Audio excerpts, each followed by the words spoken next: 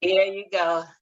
Happy Sunday, everybody. I know everybody is still asleep. It's daylight saving time. We all behind mentally, probably spiritually. I realized it was daylight saving time at the end of my shift when I had to chart against my patient, thinking it was 6 o'clock. Didn't realize it was 7 o'clock. So I welcome everybody here today. I'm subbing for Brother Nico, who is not able to be here today, but he's here with us in spirit. Brother Elder Thurman, he just sent a text saying that he's going to try to ping in, and if we have any questions to ask him after the end of the chapter, we have the author, the person in which we can speak to directly about his journey from his book, Revolutionary Hillbilly. It's kind of interesting. I wouldn't say kind of, but very interesting, because what this brother have done is record notes from his struggle on the edge of the rainbow. So it's going to be very, very interesting. And if you don't know anything about Thurman, he's the co-founder of the Young Patriarch Organization. Also, he is with the Second Rainbow Coalition. So I'm happy to read his book and look forward for him coming on pretty soon. If not, I'm sure you'll be able to catch up with him in one of our reads.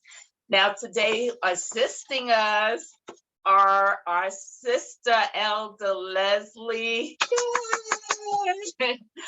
our sister Veronica. Peace and blessings, everyone. Our sister Alisa. And our brother. If it wasn't for him, we would not have a recording. We would not have a video. We would not be able to read our brother Shamago, who's filling in for Brother Nico. Yay! Yes, thank you. So I appreciate everyone being here, you know, wiping their eyes, getting up, getting out of bed, or just hanging out and devoting just this hour, a couple of hours with us in this important event, as far as increasing our education awareness, as far as political education. And Shamaka just text, it's a pleasure to be of service. We are appreciative of you, very appreciative of you. So what we're gonna do is go to our mission statement, if it's okay with everyone. Anybody interested in reading that?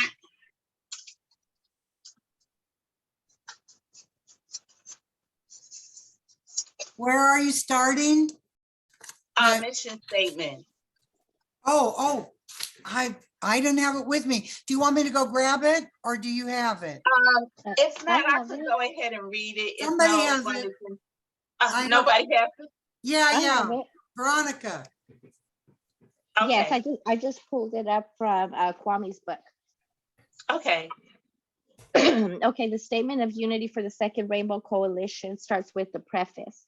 The U.S. was founded as a colonial settler state based upon white supremacy and slavery, stealing the lands of the indigenous nations, breaking every treaty made with them, and confining them to reservations or concentration camps.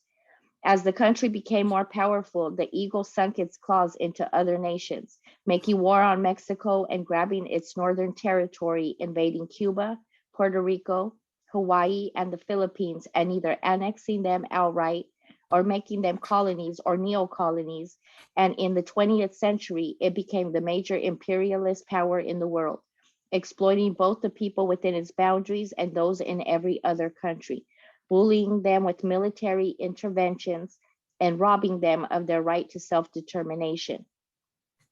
As Huey P. Newton stated, we have two enemies to fight: racism and capitalism. Between the two, capitalism is primary. Racism is a byproduct of capitalism. The working people of the world of every ethnicity or nationality face a common enemy that is destroying life on earth. Our enemy is a small ruling class of property owners controlling most of the world's wealth and resources. We must have our basic needs met to live a good and meaningful life: food, shelter, healthcare, education, freedom from oppression by the state, and peace with other nations. To obtain these essential things for life, we must have the power to see to it that the abundance that is available is shared equitably. And then the statement of unity for the Second Rainbow Coalition reads as follows. The legacy of the First Rainbow Coalition dates back to its founding on April 4th, 1969 by the original Black Panther Party, original Young Lords, and Young Patriots organization. A number of other organizations joined this coalition not too long afterwards, such as the American Indian Movement, Brown Berets, Rising Up Angry, the Red Guards, and others.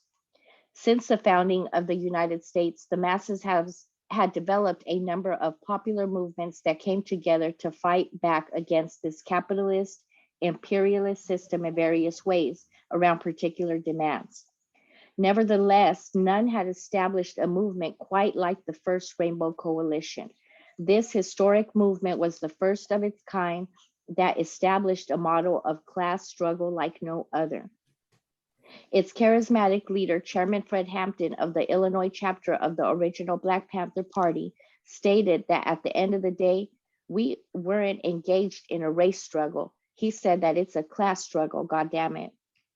By uniting with the various oppressed ethnicities and masses, they were able to bridge the gap between the various ethnic communities that white supremacy had long sought to keep divided. This class solidarity equipped them with the material basis and class consciousness to see their common class condition. Therefore, the necessity to form a united front against their common class oppressor, the capitalist imperialist ruling class. The ruling class viewed this as the greatest threat to the state, which includes the police, the courts, the prisons, jails, and intelligence agencies, in order to crush this emerging revolutionary socialist movement. We refounded the Rainbow Coalition on May 14, 2021, with the intent of upholding the legacy of the original Rainbow Coalition. We believe that this historic example is the model for the united front that will best serve our class liberation. By upholding the 10-point program of the original Black Panther Party, which was subsequently adopted and later expanded by the original Young Lords, Young Patriots organization, and all other original Rainbow Coalition members, we establish our programmatic unity. The 6 disciplinary rules that we uphold ties all of the organizations in our coalition to a common professional discipline. History has bestowed upon our generation a common class mission to fulfill. The representatives of the capitalist imperialist ruling class, represented by the Democratic Party and Republican Party, cannot liberate us. It is their class intention and interest to uphold our common class oppression. Therefore, it is only we, the oppressed masses of all ethnicities and nationalities, who must build the necessary class solidarity, class consciousness, or organizational structures, and a united front that will ultimately liberate ourselves. This is what the Second Rainbow Coalition is committed to. This is the historic mission we intend to fulfill. Dare to struggle, dare to win. All power to the people, boots on the ground. Yes. And based on the book, I don't have the actual paper. So there's some important organization that is not included in the book. So please don't charge it to our hearts, charge it to our head if I remiss by not mentioning the names. Unless you have that, Sister Elder. Yeah, Sister Veronica, yeah, there's a name I want to add when you get through naming them. There's some new people who joined. I mean, I'll go ahead and name them since Yeah. Sister Veronica did a fabulous job in reading the Statement of Unity for the Second Rainbow Coalition. So all members of the coalition is the New African Black Panther Party, the American Indian Movement, India, Kentucky, the White Panther Party, the Green Party of New Jersey, the Poor People Army, La Mesa Nación, Dead Brown Berets, Ferry, the Feminine Uprising to Resist Inequality and Exploitation, the Guardian Rebellion, and Elder Leslie, you have other people you want to mention? No, you did mention it, so you're covered. Okay, this had been written August 21st, 2021. So I'm sure there's other organization that have not been mentioned, and we do respect them, and we will make sure that we have all listing for our next read. And anybody want to read the 6 disciplinary rules? All right, well, 1, members will conduct themselves in a manner to bring credit to the coalition and will treat others with respect and politeness. 2, members will be sober when on Rainbow Coalition business and will not engage in any criminal activity while a member. 3, no member will engage in violence except in the extremity of self-defense. 4, members will not gossip nor be divisive in the unity of the Second Rainbow Coalition. 5, members will not act as informers nor work against the purpose of the Second Rainbow Coalition. 6, nobody is authorized to speak for the Second Rainbow Coalition unless authorized to do so. Is there any questions, concerns?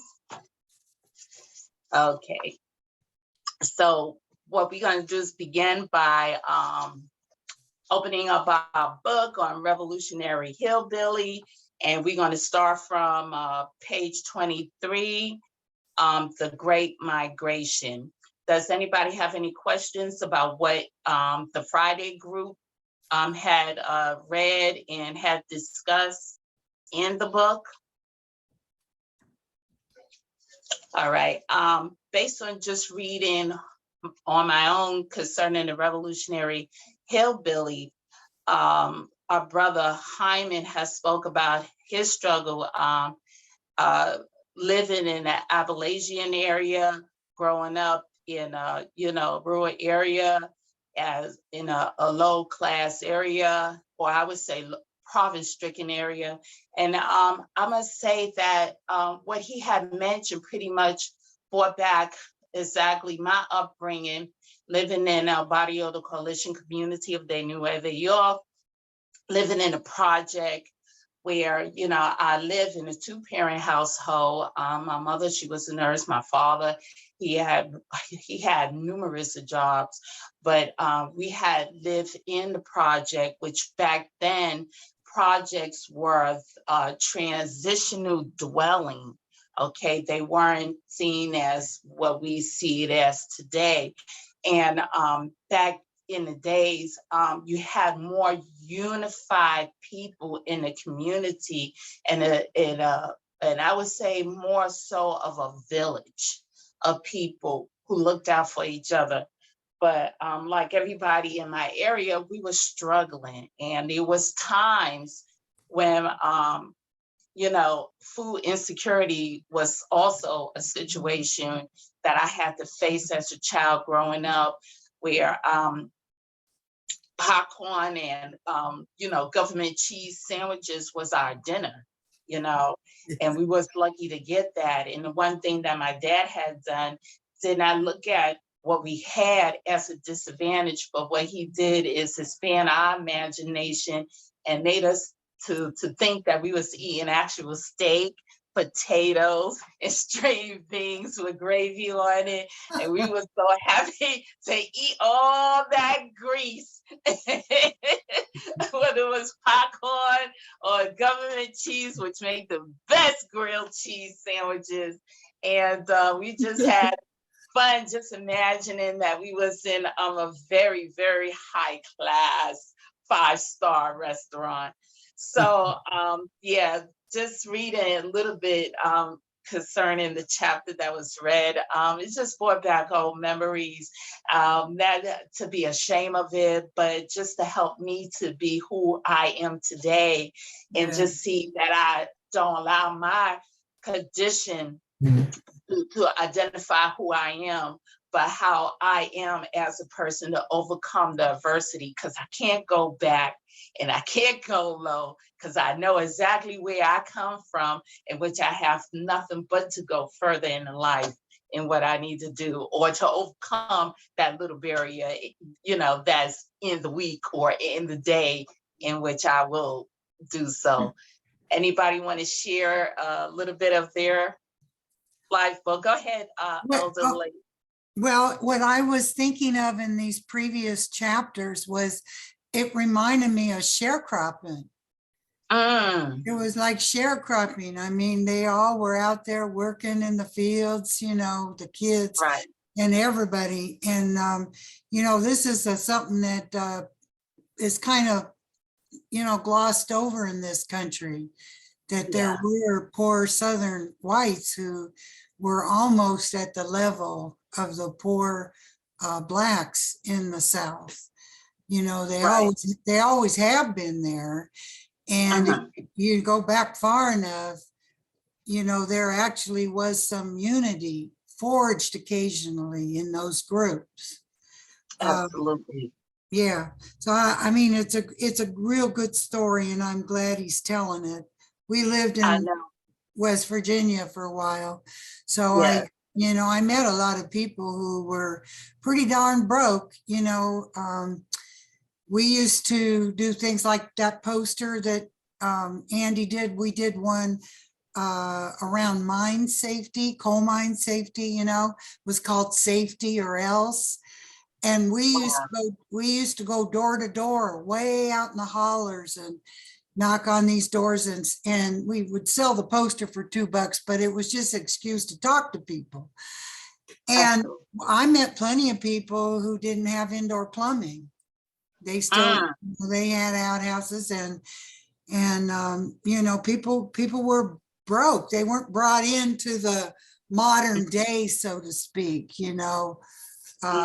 partly because the Appalachian Mountains are very isolated from the rest of the country.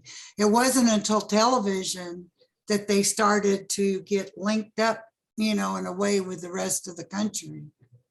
Right. Matter of fact, you know what? When I think of this story, I also think of another revolutionary. I forgot her name. She was known as Grandma. So she walked the whole Appalachian Trail. I got her book. Mother Jones. Lord. That's who you're thinking about. Yeah. Right. She had tracked the whole Appalachian Mile, which consists of 1,600 and something miles from I forgot what part, West Virginia all the way up to Maine or something like that. Oh, it runs from Maine on down into Georgia. The Appalachian Mountains go way down. Right. And she had her boat of elements that she had to deal with concerning grizzly bears and snakes. And she didn't have any form of protection except what God had led her to even overcome her circumstances, which she had to face, not had to, but she was faced with domestic violence. She had, I think she had 6 or 8 kids. They all died, including her husband, during the big flu. What? Yes, that's the truth. That's an extraordinary woman. If y'all have not read her book, I am definitely going to show you a picture of her book and also included in the chat.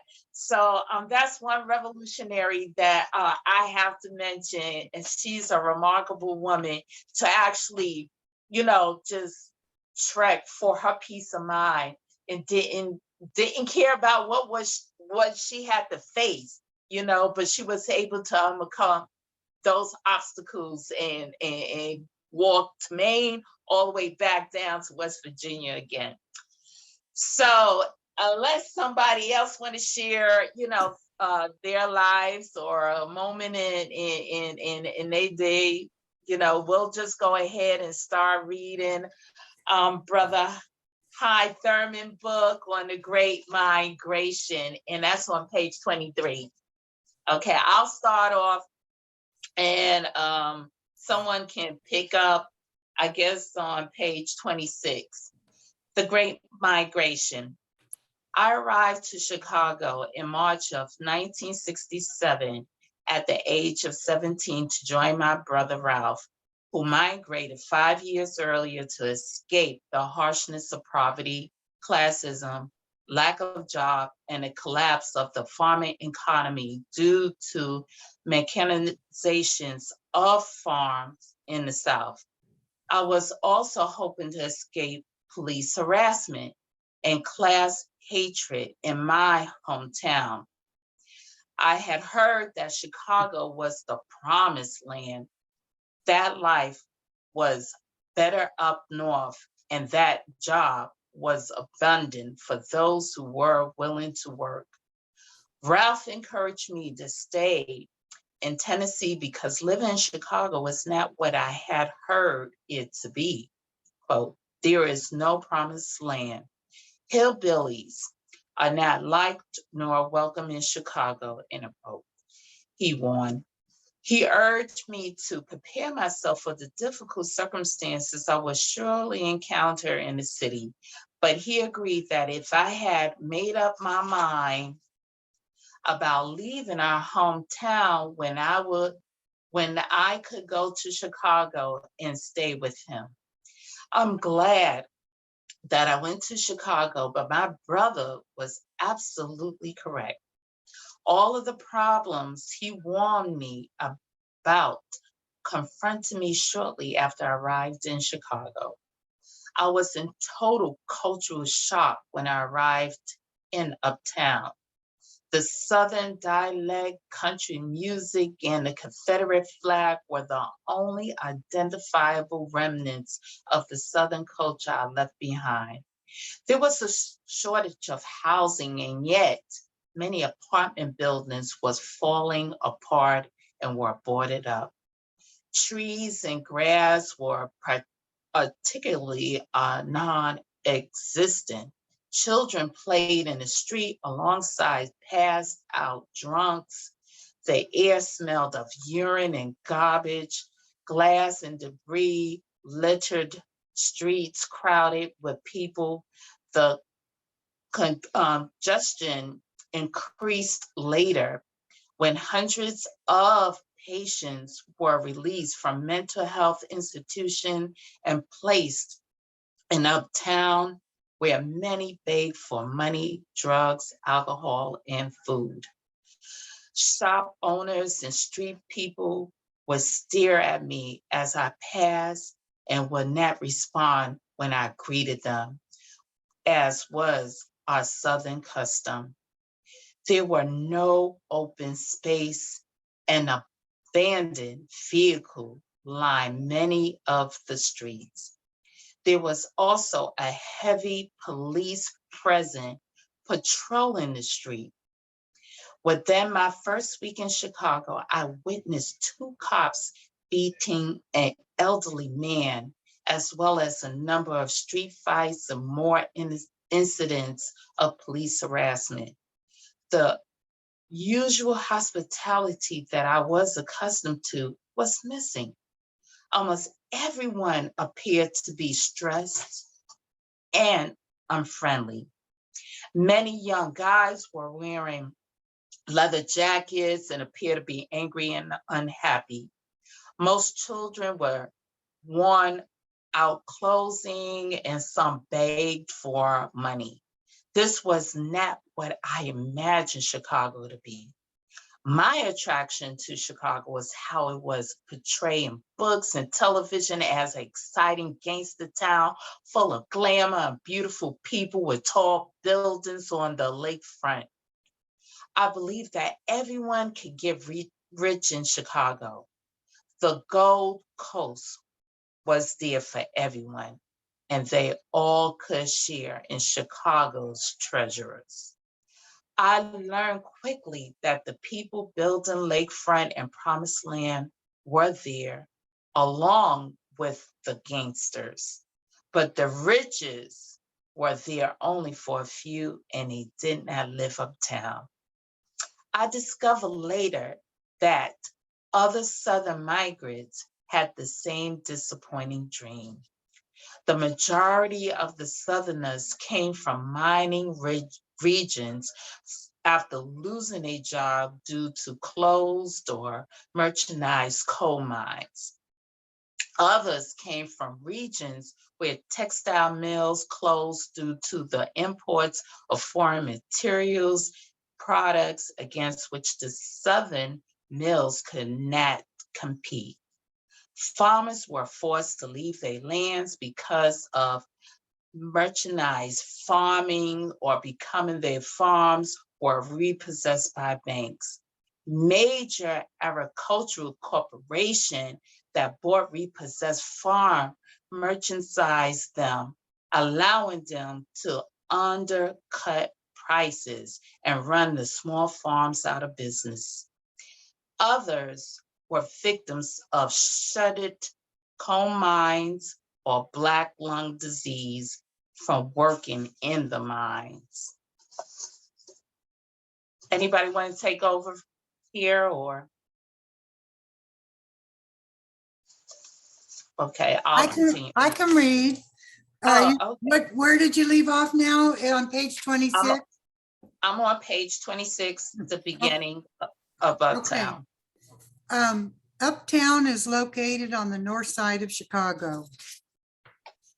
That's actually, I don't live in Uptown, but I live on the north side, I guess, sort of. Not too far away from it. Wow. According to Roger Guy in his book, From Diversity to Unity, Southern and Appalachian Migrants in Uptown Chicago, 1950 to 1970. It was home to one of the largest urban populations of Southern whites in the United States. 60% of the neighborhood had come from the South. Founded in 1920, Uptown was once the richest business district in Chicago. It boasts of a Frank Lloyd Wright residence, and many prominent poets and writers once called it home. The author Studs Terkel and George R.R. Martin lived in Uptown. The community treasured the Uptown Theater, which seats over 4,000 people beneath an ornate ceiling over 8 stories tall. The Aragon Ballroom was host to the most famous entertainers in the country. Benny Goodman, Lawrence Welk, and Frank Sinatra were only a few headliners. In the 1960s, it became the Cheetah Club and featured the best musicians in the world, such as the Dells and the Ohio Express. Uptown is also known infamously for the gangster Al Capone's Green Mill nightclub, which is a cool club. Oh, okay. That had, I live here, you know, in Chicago, that had moving walls in its basement. I never saw that, where he could quickly conceal a gambling casino. If the club was raided by the cops, people could escape through an underground tunnel that emerged in the nearby Aragon Ballroom, also home to the largest shopping district in Chicago. S&A Studios made, SNA, I guess it is, Studios made Chicago a movie hub at the time. And the best silent movies, such as Charlie Chaplin's The Little Tramp, were filmed there. In fact, I've been by his house, Charlie Chaplin's old house. Yeah, it's cool. It's a Wow. beautiful house. I wish it was mine. After World War II, the movie industry moved to California and found a more favorable climate. Residential housing subdivisions were being built in suburban areas, attracting city dwellers who wanted a safer environment and less crowded communities. This migration left many apartments vacant in Uptown. Absentee landlords became the norm, and many buildings were divided into small, low-income efficiency apartments requiring no lease or rent deposits. Many apartments could be rented by the week. Absentee landlords discovered a very profitable market by not maintaining the apartments and renting to poor migrants from the South and other parts of the world. Over a number of years, the city's crown jewel, Uptown, turned into one of the worst slums in Chicago. Almost all arriving Southerners were undereducated and possessed skills that were not needed in an urban environment. As one resident told Nancy Hollander and Todd Gitlin in Uptown, Poor Whites in Chicago, you can't grow a garden in concrete.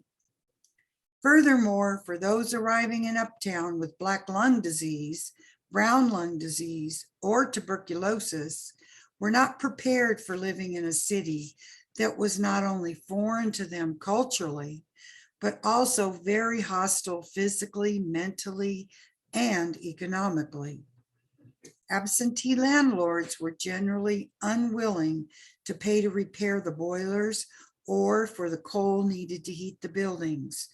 Many apartments had little or no heat in the winter and no air conditioning in the hot Chicago summers. Water pipes would sometimes freeze and burst, creating additional problems. Frostbite was not uncommon. Cold conditions caused severe and sometimes fatal complications for people with black or brown lung disease, tuberculosis, and other respiratory illnesses, resulting in many people becoming afflicted with bronchitis and pneumonia. Inhumane living conditions were allowed to continue in Uptown and other Chicago slum areas because the people living in these neighborhoods were involved in a class struggle with the more affluent residents of the city. Poor people were treated as if they were insignificant and had no value. The city government chose to ignore the problems of slum living, refusing to designate any funding to maintain the poor neighborhoods. Meanwhile, the people of Chicago did not get a clear picture of slum conditions because the major news media was controlled by Mayor Richard Daley, who did not want the truth to be printed. Many buildings were not fit to live in. City building and health department inspectors were eager to ignore violations and take bribes. Owners were allowed to keep receiving rent payments without doing any repairs to their properties. Since the owners refused to paint the apartments, residents were exposed to harmful lead-based paint long after it was deemed a danger to the public. I witnessed many residents heating bricks, wrapping them in cloth, and placing them at their feet to keep warm at night. Sometimes fires broke out as desperate residents tried lighting non-functional fireplaces to fight off the deadly cold. Most buildings were cockroach and rat infested. One night I was awakened from my sleep by a noise inside the wall of my bedroom. When I located the area of the noise, I saw a rat chewing and clawing through the wall. On another occasion, a rat chewed an electrical wire connected to an outlet, causing a small fire. It was not uncommon to hear about babies and children being bitten by rodents. If the lights were not left on at night, disease-carrying cockroaches would appear to move like a carpet when the light was turned on. Sometimes it was frightening when they would crawl on you while sleeping. My landlord, who lived in the northwest suburbs, was not responsive to my request to send an exterminator to get rid of the rats and cockroaches. I have to Wow. say that a lot of these conditions still exist in Chicago in many places, believe it or not. Right. Matter of fact, I have to say, growing up in a project, that was one of the many things that we had to combat with. Um, Roaches, asbestos, mold, and these are conditions that still exist. And I noticed that even in the projects today, which my city is getting rid of all of them, and is putting people in a very precarious predicament where they are facing Yeah, being out in the street, yeah, because the city see these city projects as sore eyes, and always filming and showing that the crime rate makes the place dangerous when it's actually the city had given up in maintaining these places and securing the residents there. So I can really relate to Brother Hyman as far as these conditions, which of course, one of the um, 10 points that the Rainbow Coalition, as well as the Panthers, have been fighting for is fair housing and decent housing. yeah. Yeah. Anybody want to read page 30, day laborer blues? I can read this. Okay. Okay, page 30, day labor blues. I'm waiting in a day labor office up on Wilson, just trying to find myself some work to do. The man behind the counter says, don't worry, because there's work for every one of you. And what he says is not true, because some of us won't be working. There's only 10 or 15 jobs to do. And that's a quote by Doug Youngblood, Day Labor Blues. Hillbillies. Most of my problem here is with the hillbillies.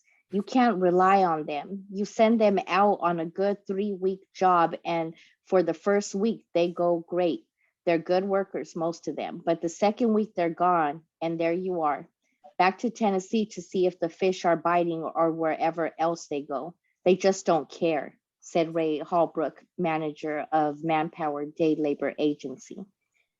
People who had to leave their homeland contributed to what became known as the migrant circle. Southern migrants made their way into various cities throughout the North: Chicago, Detroit, Cincinnati, Cleveland, and Pittsburgh. Many migrants had to rely on jobs with unethical day labor agencies. These jobs were usually unskilled, menial jobs that were physically demanding and with a high risk of injury. Day labor agencies were not legally required to provide insurance because they were short-term contractors to the industry that needed the workers. Neither the agency nor the company provided any other benefits. Day laborers had no one to speak on their behalf because they were not permanent employees and therefore didn't qualify for any kind of union representation. Laborers were always worried about whether they would be chosen for work the next day and if the job would be safe. When an accident did occur, the worker would be dismissed without any kind of compensation. Injuries were treated by company-owned medical staff, usually a nurse. Major injuries were referred to local hospitals that gave only minimal treatment and discharged the worker. On so many occasions, an injured individual with handicap conditions had no follow-up visits, and hospitals eventually billed the patient due to lack of insurance. In 1966, Southern whites in Uptown exceeded the number of stable jobs in Chicago. Roger Guy attributed this to a low level of education and a lack of needed skills combined with quote unquote hillbilly discrimination increased the unemployment rate to 47% in Uptown. The national rate was only 3.8%. The lack of jobs in the North made it almost impossible for the Southern migrant to climb out of poverty. Those who were lucky enough to find stable employment would often send money, used clothing, and other items from resale stores to poor Southern relatives to relieve some of their impoverished existence. I worked as a day laborer for a while, unloading trucks or as a janitor, mostly menial work that didn't require much skill. Most jobs involved back-breaking work with only 10-minute break, with only one 10-minute break and 1/2 hour lunch break on an 8-hour shift. That is if the employer decided to grant it. One man who had been working day labor jobs for over 2 years told me, if you wanted to be considered for work on a regular basis, you will eventually have to pay. You see, many of the people working in the office or the day labor agency are on the take and will have you pay a percentage of what you make every day to guarantee you a job the next day. I have been giving them my money for a long time, but what can I do? I have to work because I can't find no long-time job.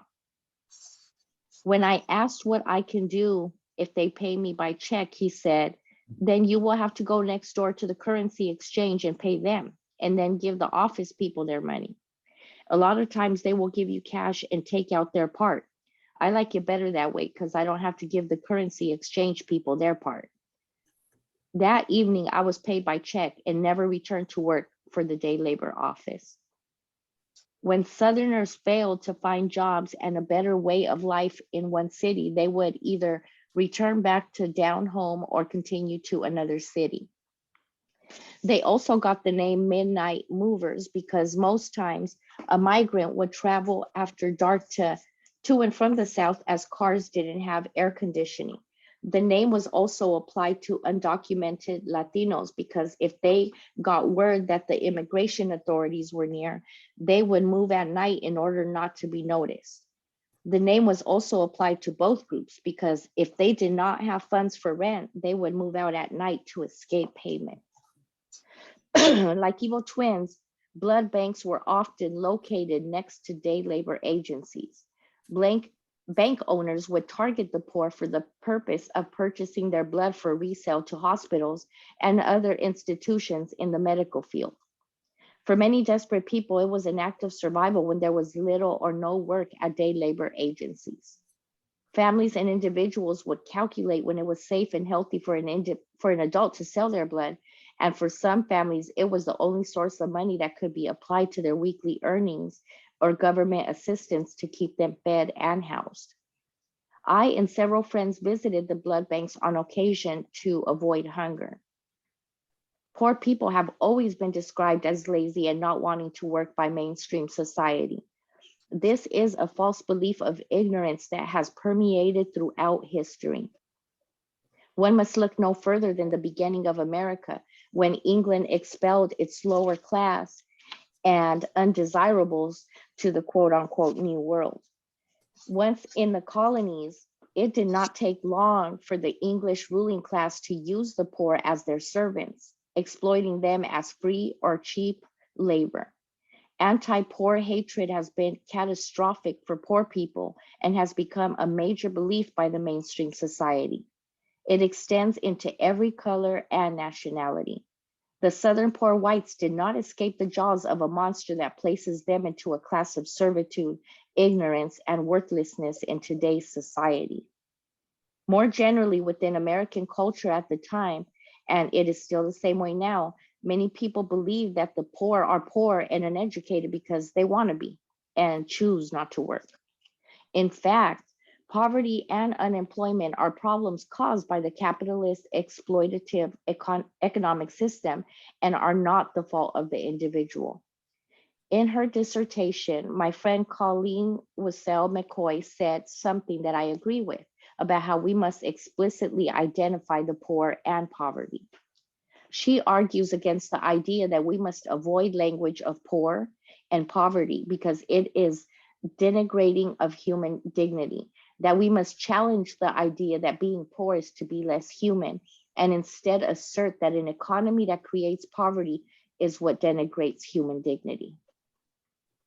She further states that there is a need to reframe the identity of the poor by focusing on the basic needs that are systematically denied: healthcare, education, debt, childcare, due process, the right to vote, freedom from mass incarceration, police violence, and reframe basic needs as unfulfilled human rights.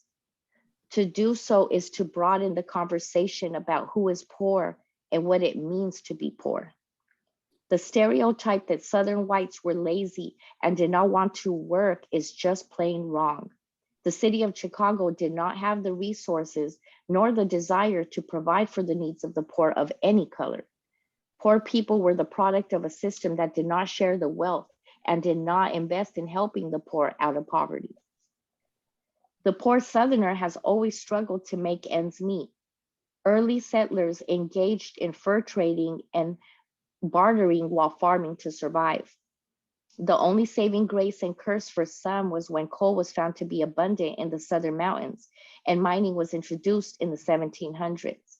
Mining was in full production in the 1870s when railroads made it feasible to transport the coal.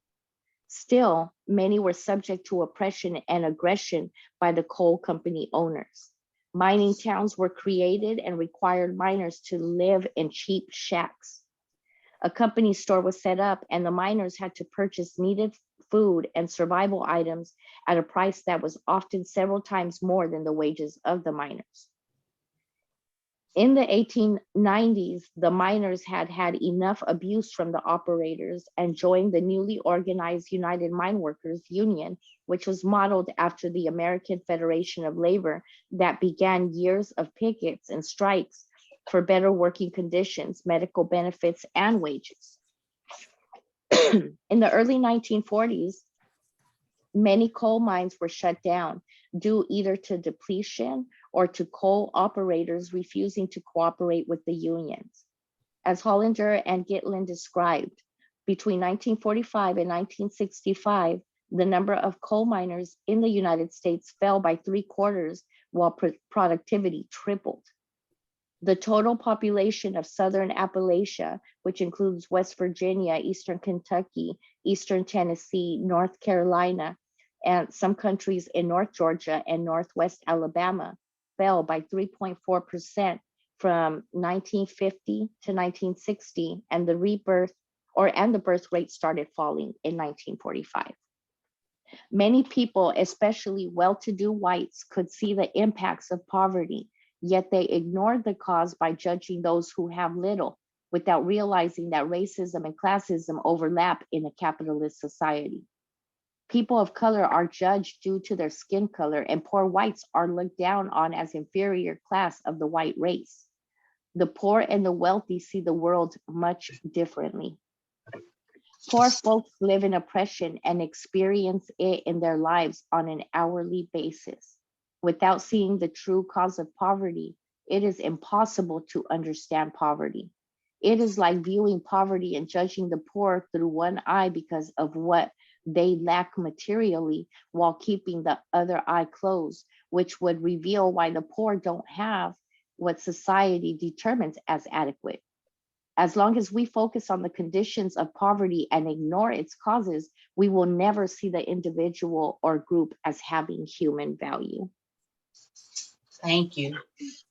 Chicago, City of Games, Mayor, Daily Game Leader. Yeah. I don't know if y'all know about this mayor, but I read the history, and you talk about a gangster. Yeah. Oh my goodness gracious. Yeah. You I got stories. Yeah, you think Hoover was bad? Honey, read about this mayor. Read about him. Okay, we on page 37. In the 1960 Chicago, in the 1960s, Chicago was very much a city of gangs. There were literally hundreds of different gangs. Every neighborhood had their own group of young people that stuck together and saw themselves as protecting their area. There were Black and Latino gangs and all sorts of different gangs of poor white people. It wasn't just people in poor neighborhoods that formed gangs. The city government itself was also essentially an elaborate and powerful gang. Mayor Richard J. Daley was a product of a street gang and ran the city as such.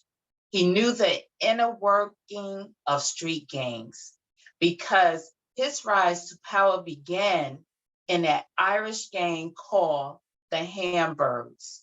The Hamburgs were his power base. They helped him stay in power for decades. Daley became one of the leaders of the Hamburgs, and this is where he got his first introduction to politics. First, the Hamburgs helped put Daley in the office of sheriff of Cook County. Next, he was elected as a state representative, and then finally as mayor of Chicago in exchange of his power. Daley repaid many members of the Hamburgs with high-risking positions in Chicago city government. According to Daley, the Hamburgs were an athletic group. Hamburg members serve a due purpose for the Bridgeport community. On one hand, they were streetwise when needed, keeping Blacks and other undesirable out of their Irish neighborhood. On the other, they were not afraid of physical confrontation if the occasion arose to defend their turf. But they were also clearly a political force when a political candidate benefited them. Under Mayor Daley's leadership, and with many members of the Hamburgs working in the Chicago Police Department, they acted like a gang, harassing and terrorizing the poor whites and communities of color they patrolled. By police standards, the definition of gangs were any group that opposed the Daley machine. According to the city of Chicago, a gang were defined as 3 or more individuals gathered in one place, and they will be stopped and searched by the police for any reason. There was also a time limit of 15 minutes that an individual or group of people could stand in one location on the street. The search and siege law were used excessively to stop vehicles without any cause and search them. If the cops determined that any occupant was guilty of a crime, or if drugs or weapons were found or planted by the cops, then the vehicles will be sieged and impounded. Several vehicles were seized and never returned to the owner without proof the owner was guilty of any wrongdoing. Whenever the police wanted, they could order an individual to move or a group to disband under threats or facing arrest. Many times there were no warnings. Several police officers would send on a group of people with nightsticks or gun drawn, put them up against a wall, or force them to lay on the sidewalk or street and search them without any reason. It was also unwise for an individual to put a hand in their pocket because the action would give the police the authority to either shoot, beat, or arrest the individual. The cops will view it as being an attempt to retrieve a weapon. Many times cops will use this as a justification, even if the individual did not make any attempts to put a hand in their pocket. Black Panther Stan McKinney told me that some leaders, such as Fred Hampton of the Illinois Black Panthers, would sew their pockets shut so the cops could not employ this technique. There were many other tactics the police would use against street people or anyone that they identify as a problem. One tactic was to transport them to another area of the city that had active gangs. A white person would be taken to a Black community and handed over to the police in that district, who would in turn drop the person off without any means of transportation.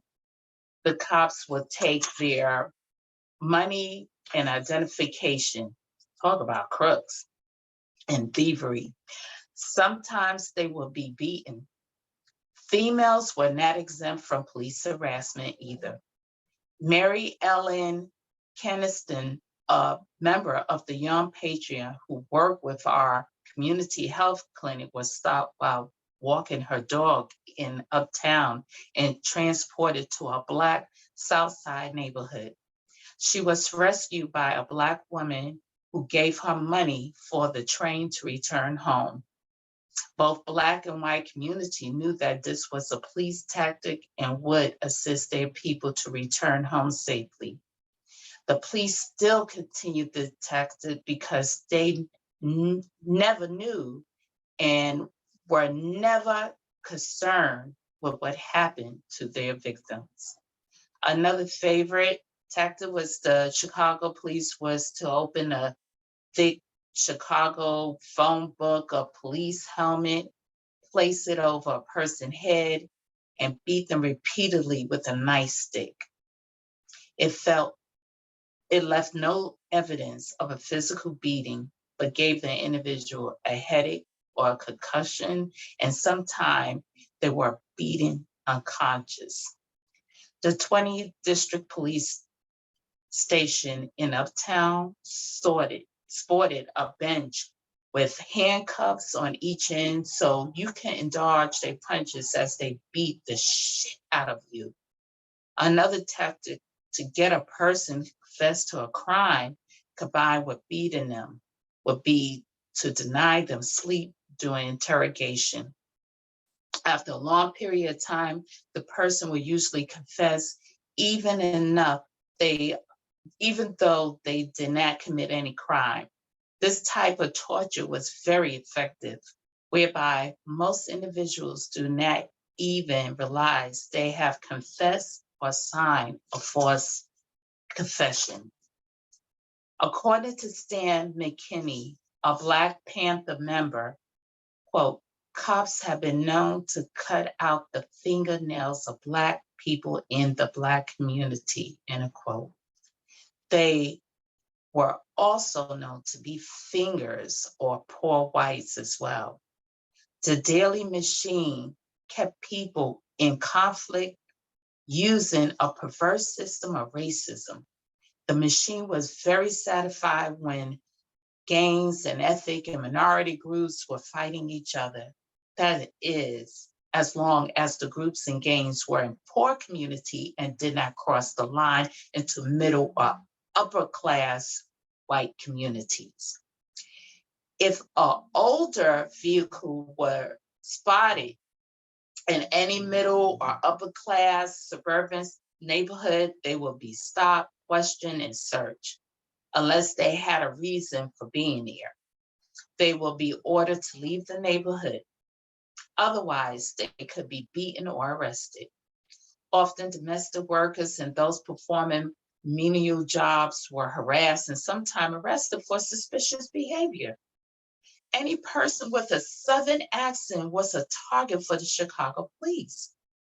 Beating and harassment were an everyday occurrence, and the cops showed no discrimination in age, gender, race, or nationalities.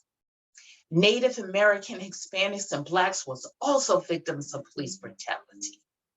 Police had ultimate authority to do whatever they deemed necessary to enforce what they believed to be the law. What the daily regime did not realize was that they were responsible for the creation of the many resistant organizations spotted by the oppression, brutal and murderous system of repression, which fostered interracial relationship and coalition between poor Southern whites and people of color. As harassment continued, more and more people of all colors became convinced that if relief from oppression was ever to be achieved, it has to be fought on a local level, neighborhood by neighborhood. It was absolutely vital that the fight has to be brought to the politician and those who hold the key to the capitalist system, and to dispel their expectation that the poor will continue to be meek and subservient to elites. Even if it meant physical harm or imprisonment, it was time to organize, build coalition, and set a firm foothold in neighborhood to fight for self-determination from the suffocating daily machine. Anybody want to pick up on page 43, evolution of an organizer, or do you want to stop and discuss this chapter?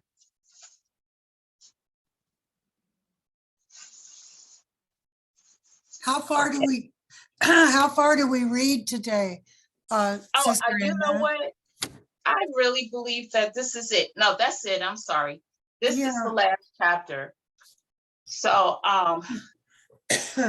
Brother Thurman had really discussed the brutality that have taken place in the neighborhood that he was.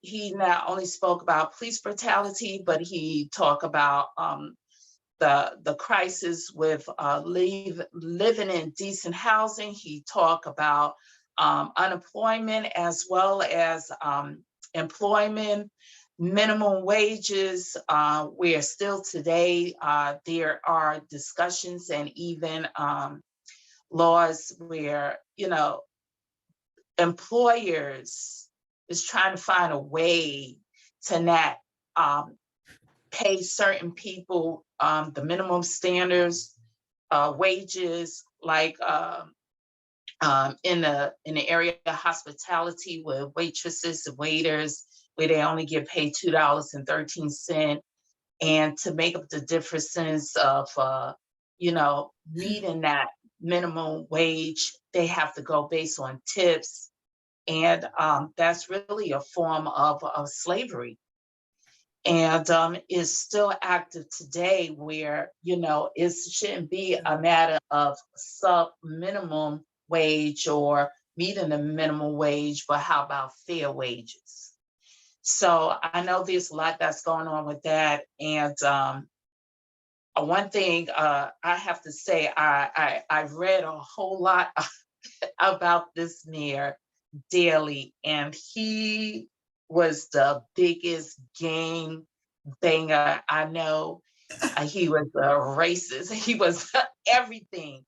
Anti dealing with being poor, being a person of color, being Southern. He had no mercy. And like I mentioned, if you thought that Hoover was bad, you didn't want to live around the existence of this mayor. Is there anything you want to say or include about this mayor? Yeah, he was all that and a bag of chips. Yeah. He, Go ahead, sis. I was just going to say he was like a gang leader. The daily machine was a fact, and it still exists today, the remnants of the machine. And one of the things that you have to realize is that Chicago is a Democrat town. Mayor Daley, he was a Democrat, and his machine was Democrats. His cops were Democrats. His city officials were Democrats. The landlords are Democrats. They're all Democrats. Those conditions and the kind of oppression we had and that we still have in Chicago is by Democrats. So, you know, Right. to me, there's no better example of sort of an indictment on that this system doesn't work for us. Now, you know, things have changed in Chicago. It isn't exactly the same, but you know that saying, the more things change, the more they stay the They same. say the same. Mhm. Absolutely.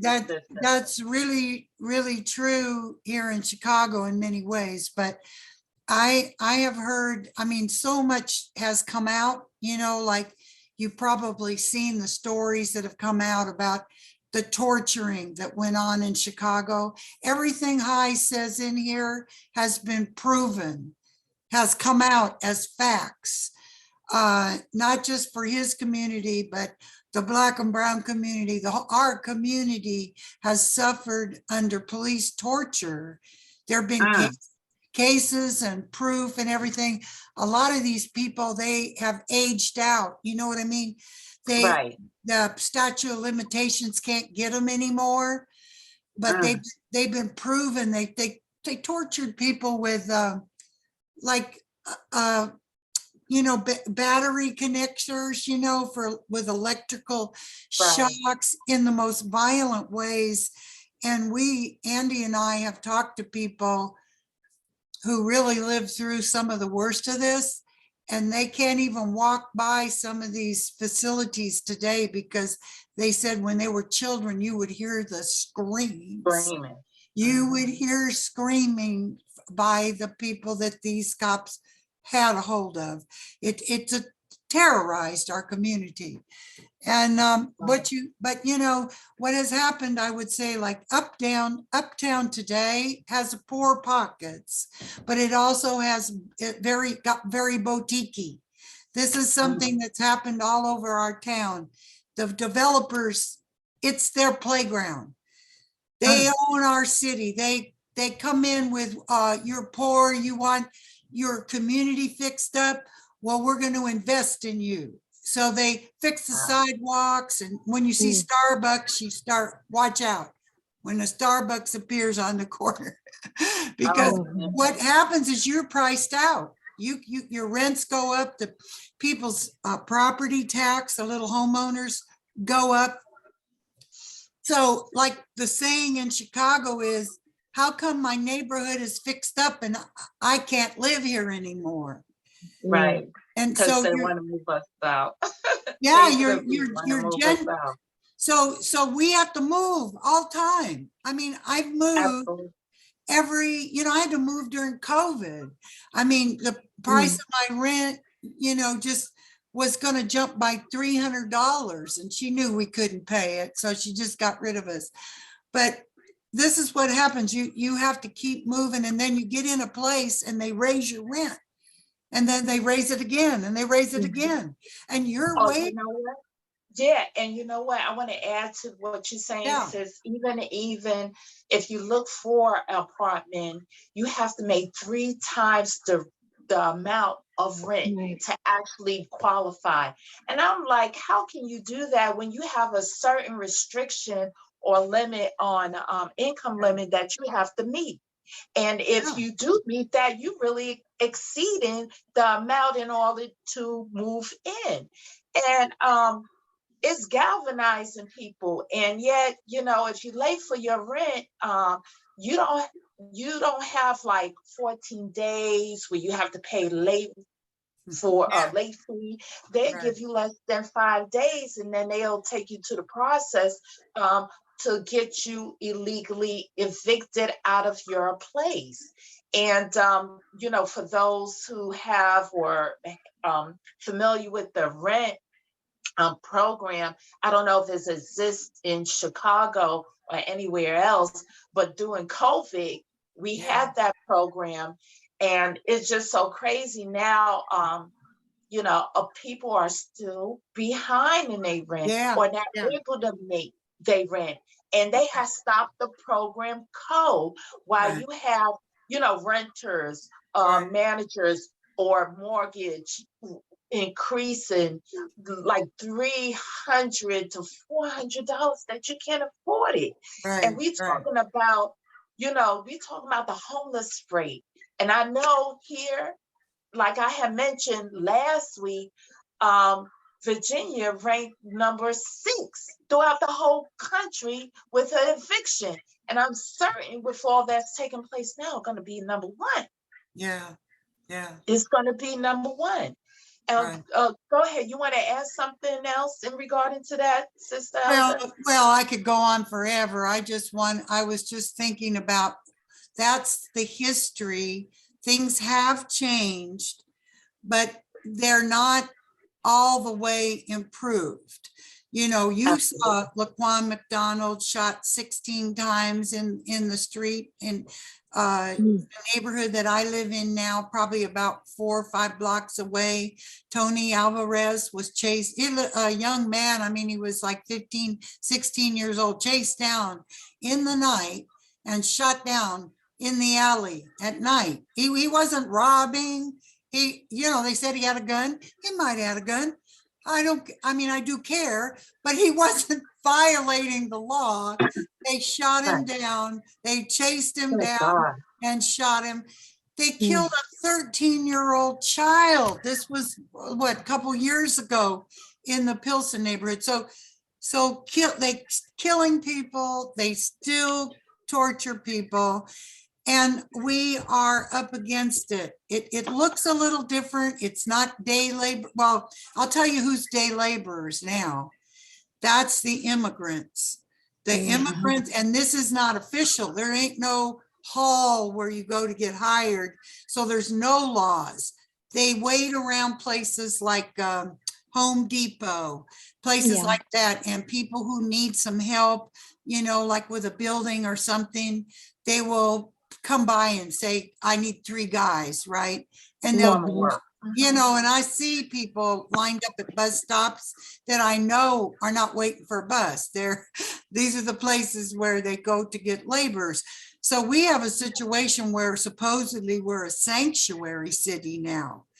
And the reason they became a sanctuary city was so they could come on in, cheap labor. Right. And they've got these people that are literally having to slave. I mean, they live in small places, all bunched up. I mean, when for a while, I went around, we were trying to get this guy elected as alderman because he was a teacher and he was trying to stop the privatization of our schools. And so we were going door to door and I had the records of the voters, and there would be 5 people with Latino, Hispanic surnames, different ones in one apartment. And this was right down the street from me. And I didn't know this. I didn't know that people were cramming into these apartments because, like you said, they couldn't afford them. And how are you know, so you bunch up with a bunch of people all working very low wages, or the tip thing, right, where you're dependent on tips. So, you know, this is the thing. I think probably any city in this country, we could look and we could see. Yeah. Of course, definitely. And I don't care what anyone say, where we are in a repression. No, we are in a depression, and it's going to get far worse. And it just bring up the different points of the 10-point platform, which the Panthers and the movement have been, fighting for, is that we need to put an end to the robbery by the capitalists of landlords and employers who want to galvanize Black or oppressed community, which was the 3rd point. The 4th point, we want decent housing fit for the shelter of human beings, where we believe that if the landlord will not give decent housing to our Black and oppressed community, then the housing and the land should be made into cooperatives so that they are our community with government aid can build and make decent housing for its people. That was the 4th. And the 5th one, briefly, we want freedom for all Black and poor oppressed people now held in the United States, federal, state, county, jail, and military prisons and jails, We want trials by a jury of peers for our person charged with so-called crimes under the laws of this country, where you have those terroristic, domestic terrorists, which we know as police officers, who would just pin people on crimes that they haven't committed. And I remember when I was living in the project, there was several young teenage, young men just basically hanging in the lobby. They weren't doing anything. They was talking, and they was talking very low between themselves, and these undercover cops come in and arrest them. And I saw one of the undercover detective throw a white bag of substance that looked like a bag of cocaine on the ground and pin those young men with that. And I say, this is crazy, but this is the type of dogmatic, lying type of frame cover up a crime that was taking place, and we have to look at, why are these people being hired? Because they are not upholding the law whatsoever, but if anything, they terrorizing people with the law. And then again, we got to look at what law, you know what I'm saying? Because the way they treat the residents and the people in the community, like not only we are subservient, but we have no right to even breathe air, And also I want to bring up the 10 point, the 10 point of the 10 point. We want land, bread, housing, education, clothing, justice, peace, and people community control of modern technology. And I just want to ask you, sister, with Mayor Daley, did he complete his 8-year term, or I'm sure he did, and that just 4 terms, because it seems like, he was like another Trump. Another Trump in office, but twice as bad. Well, the thing is it hasn't gotten any better since he's gone either, because as bad as he was, look who we've had, the only mayor that we've had that was really came from the people was Harold Washington. And Wow. that was a huge campaign, to get him elected.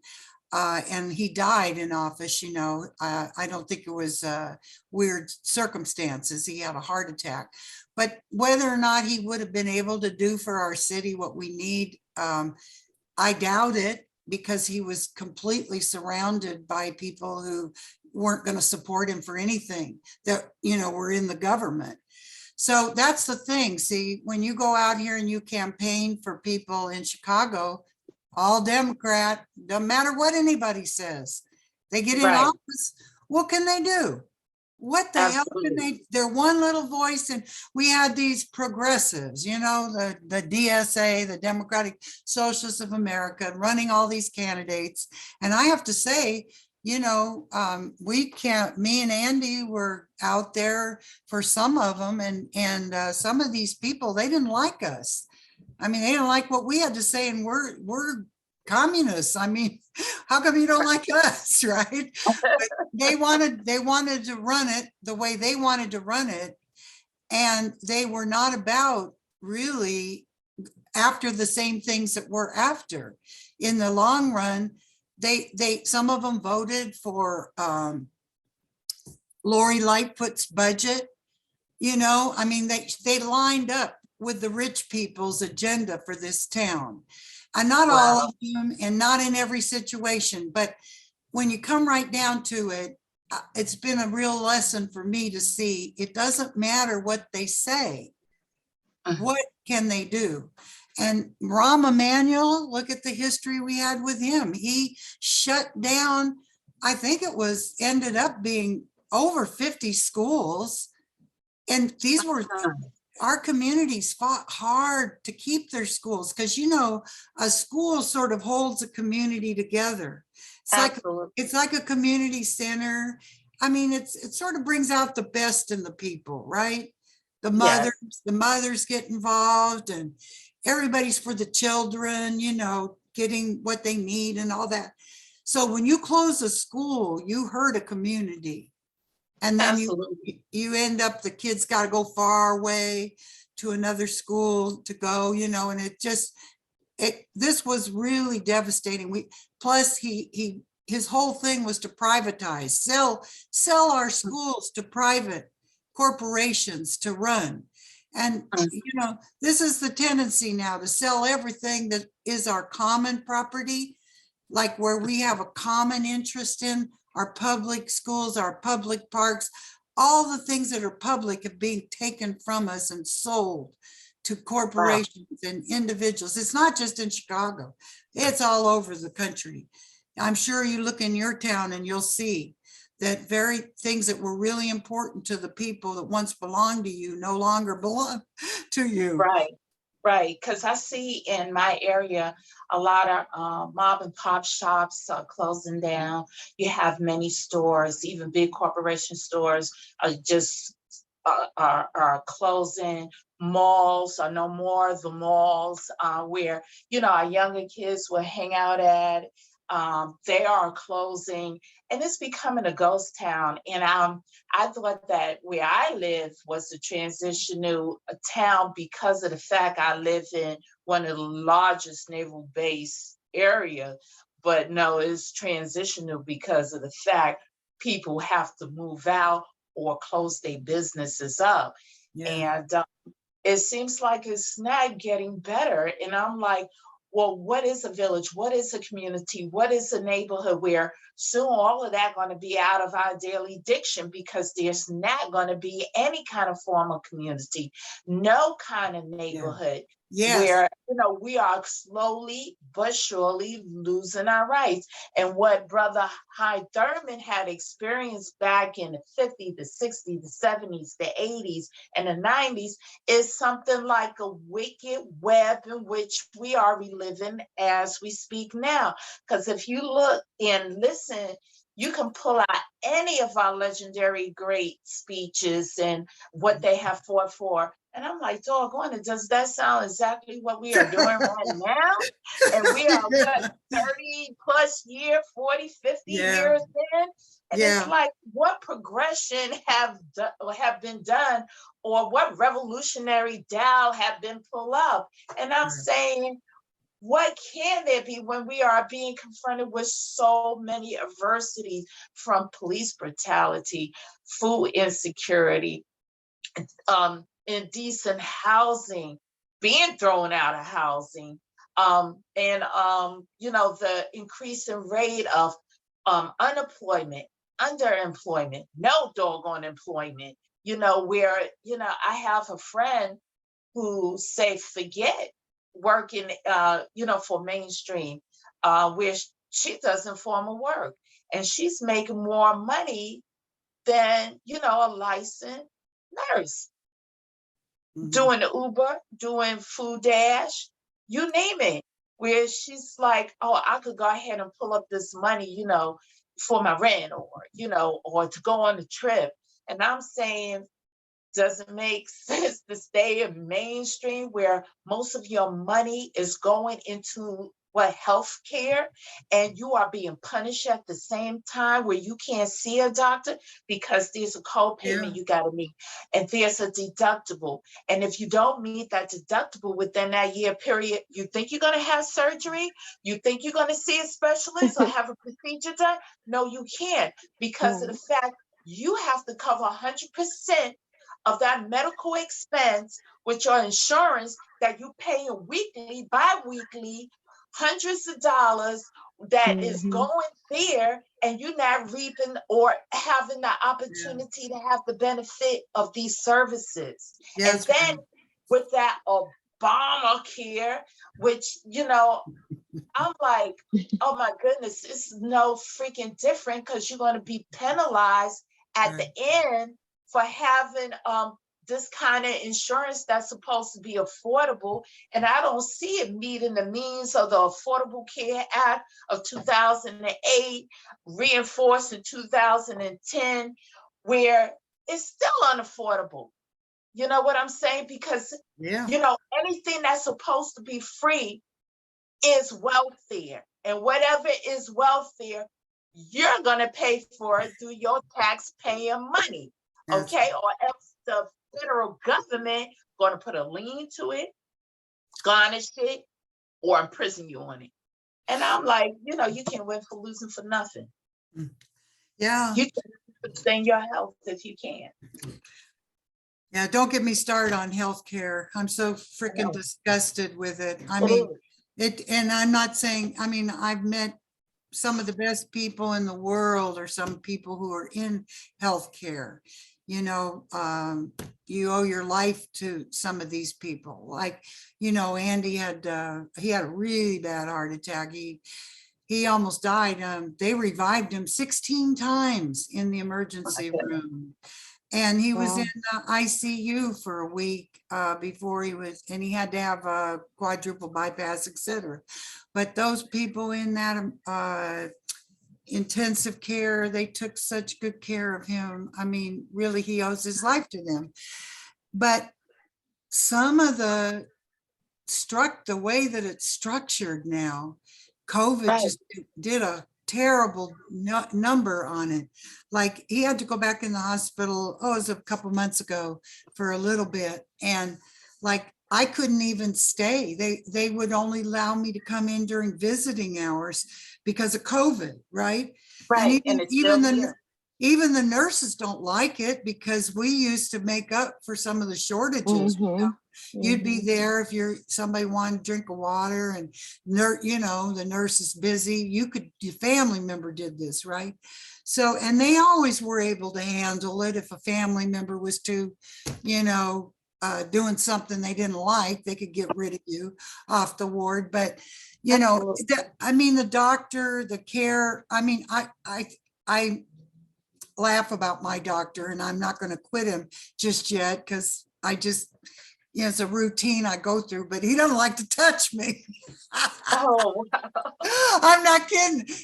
I don't get touched until he's showing assistance. He brings in these little they're training to be doctors, right? And I'm like, yeah, I keep getting this pain right here, right? Well, my doctor, he'd be, oh, okay. But these assistants will lie down. Let me check you, lady. And they start poking me and checking me. But, so it's just like crazy. Anything that costs money, like lab work, tests, all kinds. You gotta ask for an itemized statement, because though you go to a doctor, not to interject on what you're saying, but you go to your in-network doctor, and you think the services there is all in network, but no, your labs can be out of network, and you pay more for that.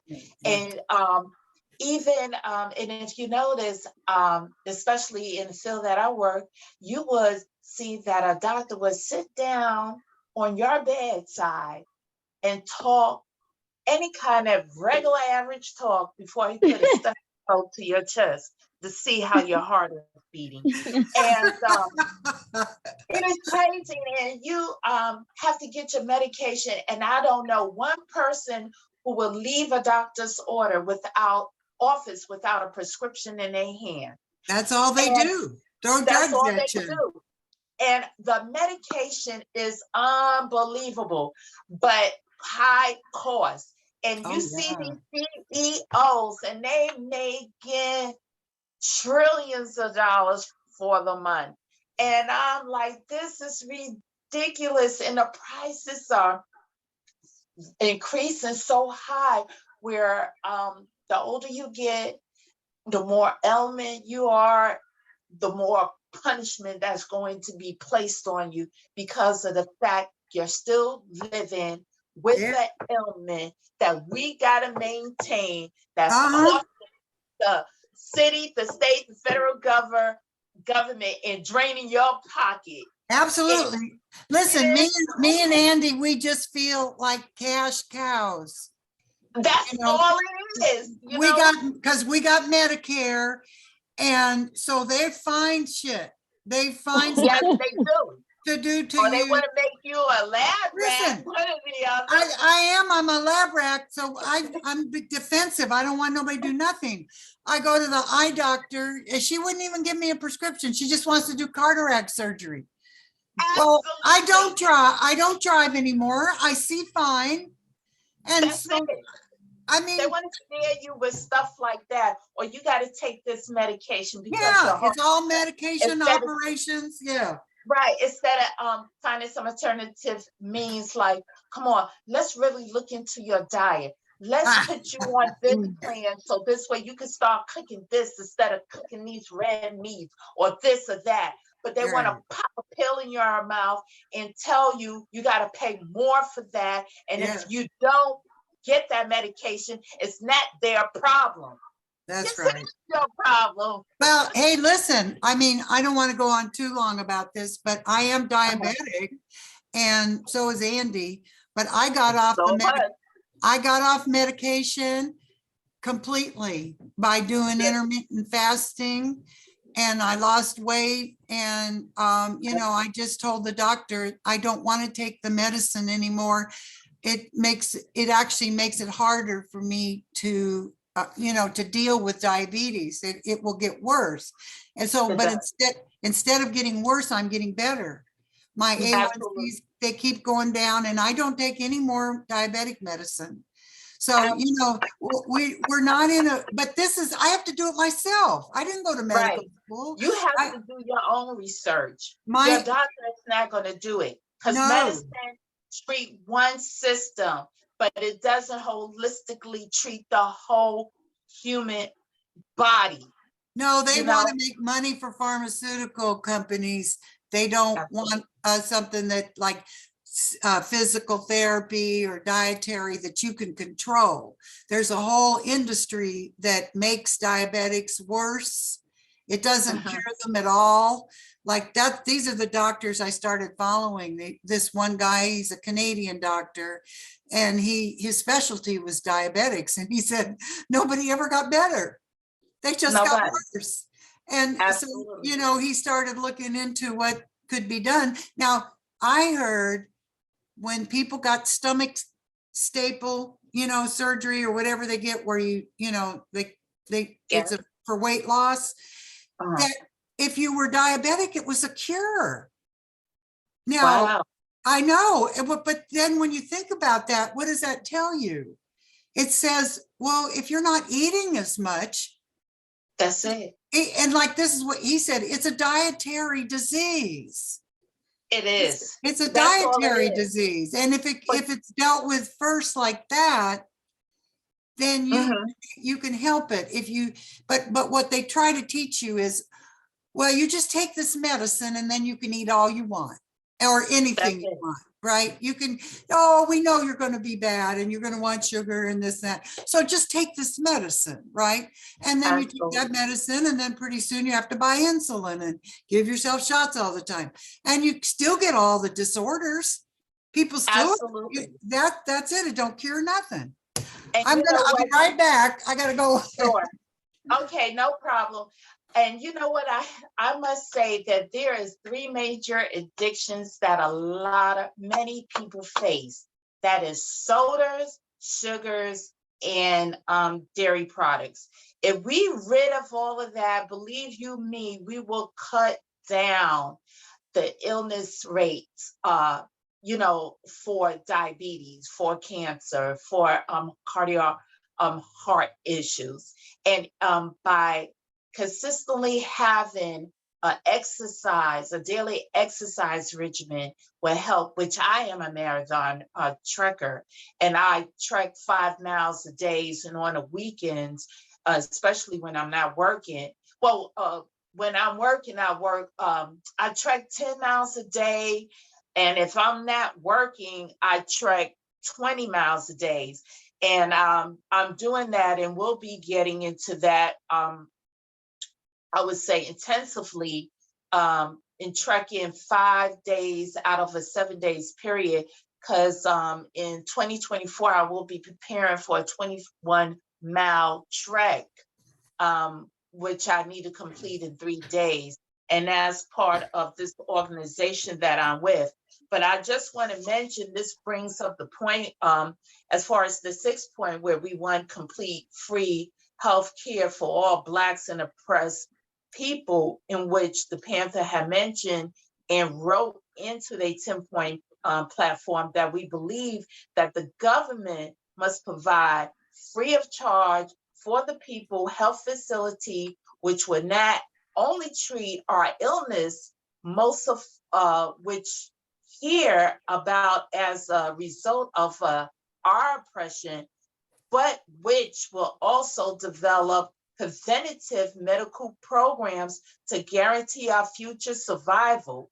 We believe that mass health education and research program must be developed to give all Black and oppressed people access to advanced scientific and medical information, so we may provide ourselves with proper medical attention and care. And this was my premise of initiating the Bernard or the Berets National Emergency Response Team, where we will know and get in tune on what we need to learn as far as with our health is concerned.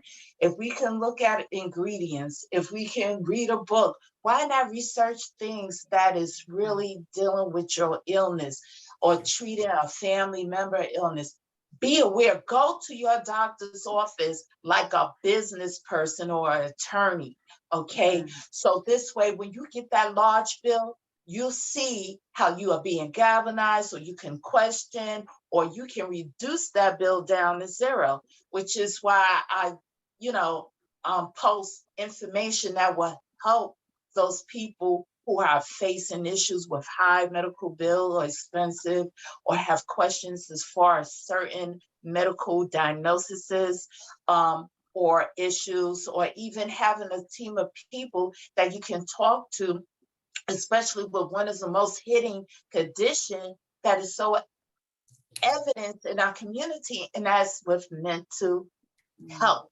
Yeah. And I feel that this is something that we shouldn't ignore. This is in our manual for a general order that every organization, formation, group, or any kind of acting team of people should have a medical officer or a cadre who knows these things. And the one major important thing is to know CPR, because you never know when you have to use this lifetime skill that can save lives.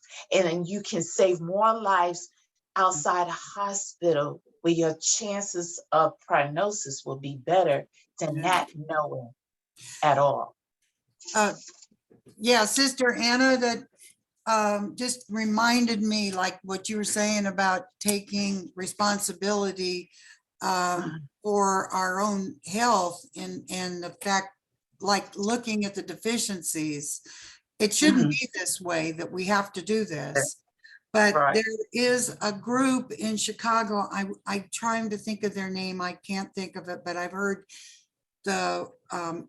speakers that are in this group, and they train people in the community how to deal with when the police or anybody gets shot, because the police will just let people bleed out in the street. They will. They will. They don't administer any care whatsoever.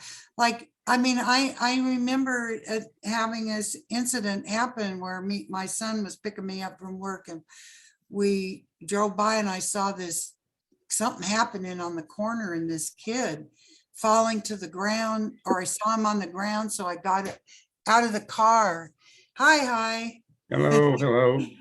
And so I ran over to this kid, and some kid had hit him on the head. He had a horrible egg, but he'd been hit on the head with something metal, right? And so when the cops showed up, we were all helping the kid. I got him on the ground and a kid gave him his jacket. We had he laying there waiting for the ambulance. We'd taken care of it. And this cop goes, he's like 10 feet away. What happened? Did you get stabbed? Oh, no. He would not even go up, do anything for this kid, right? I said, no, but don't worry about it because we've already called the ambulance. Thank you. They don't know. It's not probably incorporated in their training, because if they could get a week of a diversity and inclusion type of class that's supposed to give you a whole perspective of the community you working with, can you imagine when it's coming to saving lives? It's something that's being invested in. So it's so good that every organization know CPR, because you never know when you use the skill. And I want to thank our brother Thurman, the author of Revolutionary Hillbilly, for joining us. This was a great chapter that we read, sir. Chicago, especially Chicago City of Kings, Mayor Daley Gang leader. I read up on this mayor. This was a terrorist. How were you able to survive this mayor? It wasn't easy. Some of us kept moving. I think my stay in Chicago during that period of time, I had moved. I think it's like 20 something times. Wow. So we had to be on the move all the time. We got to where we could notice, especially at night, cop cars, because of their tail lights were set lower. I mean, their lights, parking lights in the front. So, you know, for some reason, those police cars were set a little bit lower than regular cars. So we were able to, you know, identify if they were coming down the street. And a lot of times when we did that, we just kind of stepped into a doorway or something like that, and so they couldn't see us. Other times we other times we ran, other times we stopped and fought, you know, so it was just depending on the situation, you know, and the cops were all in cahoots with, you know, the draft board, and they would tell the draft board for the Vietnam War who we were, and next thing you know, we're getting drafted, you know, trying to split it up. And, you know, there's a number of different things that went on, but we were able to identify them. One of the things that they did was they hired street gang members that, you know, didn't like us, and we actually put a police uniform on them. And some of these folks had gone to school actually with some of the other young patriots. So, you know, it was just a constant looking out for yourself all the time and others. So, Wow. What had gotten me is when the police officer will arrest somebody and drop them off in the community where it was so hard for them to get back to their neighborhood. And there were some people who were found luck to have somebody to provide them with funds to get them on the train or the bus. And there was other people who was left ass out. And this bring up an important point, because I'm sure that is probably still happening, but is not noted or really mentioned. But back then, did the community gather together to try to keep this low-key program going on to help those who was arrested, or was there a number or a person that they could get in contact with? well, yeah, there were a number of people that were on the lookout. You know, some of them were community members, some of them were, believe it or not, some business people in the community that were, you know, sympathetic with what we were doing.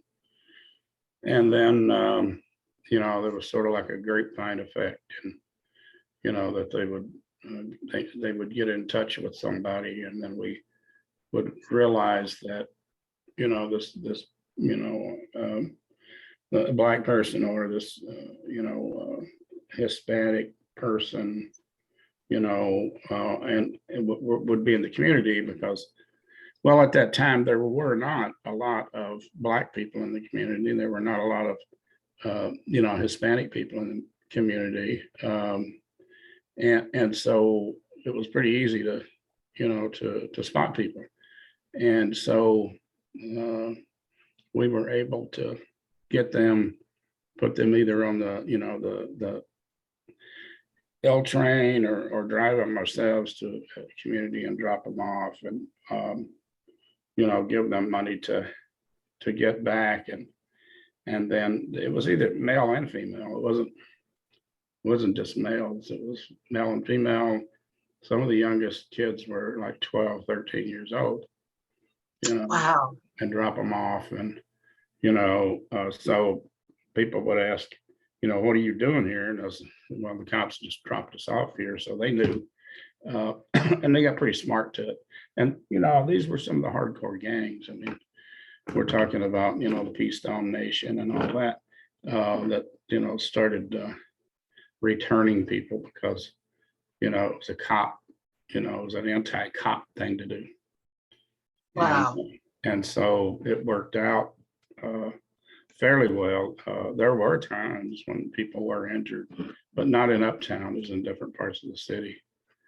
Some of the people that, because, well, actually, the young lords were in most of the communities in the Black Panthers. So it was pretty easy to, to get to somebody, and I remember one time when I actually became a Vista volunteer, which is AmeriCorps now, in order to have a job to keep organizing. And part of the training was to send the people, volunteers into different communities. And they were going to send these two females into a black community. I said, no, I'll go with them, And sure enough, when we got in that community, a couple of black men drove up and said, what are you guys doing here? And we told them. They said, well, we're going to escort you back to the train station, the L. And it's best that you don't even come in here. And they didn't understand why they would put us in there in the first place. So, I was there to try to help, and actually I knew one of the people who pulled up. I didn't know him personally, but I knew him through other relationships. So, we had that type of network going. Okay. All right. Is there any questions that anybody want to ask Brother Elder Hi, Sister Veronica, or Sister Elsa? Is there any questions that you may have? Well, it's not so much a question, but just to engage in that part of the discussion, like dropping people off. They still do that. Like it's been a few years now that Andy, my husband, he got arrested, and it was a demonstration. And so it was a planned arrest. People had decided to get arrested, right? And they had a lot of people that were these like young people who volunteer for Lutherans church, and they go out and do some of that social justice stuff, right? That's sort of how they, that's their gap year. They go out and protest, get busted, and then they go retire if they can to the suburbs. I don't know. But anyway, Yeah. But Andy, here's this old guy, he's in on it, and he got arrested, taken away. I've got a great shot of him. I had to post it. It's such a cool picture of him being taken away. He's got a big Rebel Diaz t-shirt. Wow. And anyway, they took him out to Englewood, which I will know that's probably one of our poorest communities, and it's almost all Black.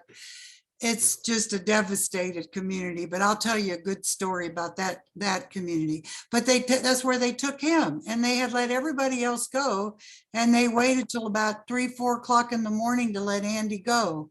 But I know, and maybe, I guess they hoped nobody would be there for him, but we didn't have a car. So I actually was calling to make sure that he got a ride and stuff, and he did. But he said, here's something he told me, because he was in the Inglewood jail, that it was full of women and children who were homeless. In the neighborhood, the cops were letting them in there instead of freezing out on the street. You know, Wow. they didn't have no place else to go. But, the only thing I was going to tell you about Inglewood, because it was like what we were talking about earlier with people stepping forward to take care of their own self, right? Organize their own community. There's a lady down there. She's not, I don't know if she's still there, but she had an organization of Mothers Against Senseless Killing. It was called MASK. And they set up every day with their lawn chairs and barbecue, and they'd have birthday parties for the kids. And they just sat out there every day, because it was the worst corner in the city. More people got killed on that corner than anywhere else, right? And so they were helping to solve that problem. But she threw a big old party there one day, and we went down with a healing corner, and Andy did pictures of the kids. They had it set up. The whole block was organized for us, though. Like at one point I had to go to the bathroom, middle-aged ladies got to go to the bathroom. There's no places to go out there, no restaurants, no nothing, right? So I asked, God, where am I going to go? Well, you go down there, and Sister, I forget what her name was. She was older than me. And I went up to her house. I said, do you think I could? She said, yes, right on in there. And I go in, there's like a line. People in the community were being organized. What I'm trying to say here is it was beautiful because the whole neighborhood got involved. And that's important. It's important. The whole neighborhood, but it started with a group of women who decided they were going to go out on the street every damn day. And you would think if the cops were not, if they really were about stopping crime, that they would love it, right? They would try to get rid of them. They would yell at them and criticize them and threaten them. And it was only because of all the eyes were on them, of the community, that they couldn't touch them. Right. And you know what, Sister and Brother Thurman, like you say, Sister, if the police want to act like or work as peace officers, they will interact with the community. And I'm sure you're not going to find a cop hitting the beat like how it was said back in the days. I don't see any officers walking around nowhere in my neighborhood. If they are, they have their hand on their gun, and they got a whole bunch of them with them. And turning their camera off. Don't forget that. Right. All that money that's invested in a camera, and they won't even use it for their protection, let alone for our protection, because what they're doing is wrong, That's right. So this has been an amazing chapter. What got me was the last chapter we read about Daly and how wicked he was, and the torture that was taken against residents, and the whole community under siege by these terroristic attacks from the cops on the neighborhoods and the community people. And like Sister Leslie say, it take a community of people to come together for change, or else change would not happen at all. And that brings up with several points in the 10-point platforms that we have discussed, Brother High, which is the reason why the Panthers had implemented these points that are so relevant today. And it's amazing, and what I had just mentioned, that we can listen to our old video from late chairman, you know, excuse me, I'm getting a brain fart, from Fred Hampton or from Huey Newton, and everything that they say is so relevant today. And it's like, this happened like 30 or 50 or 60 years ago. And it's just so important that we are fighting with today. And it just brings upon the question, have we progressed? Because it feels like we have regressed. And what would you recommend, or what would you like to add to that, Brother Hyde, in regarding after we have read the Day Labor Blues and about that notorious Mayor Daley gang leader? Well, what I would add to that is, these 10-point programs are still relevant, and that we need to get out and, boots on the ground. Yeah. We need to keep people on the ground, communicating with everybody in the neighborhood. I think we still need to go back to our communities, and talk about self-determination. I think we need to do that again. We need to get, in my opinion, we really, really need to get back into the survival programs. Absolutely. We do here, in Huntsville, we have several survival programs, like we have a free car clinic.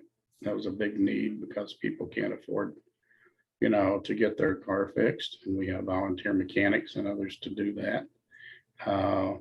We have the Homeless Construction Coalition, which gets together and builds platforms and shelters for, for the homeless, because when it rains, they lose a lot of what they have because of their tents are like sitting on the ground.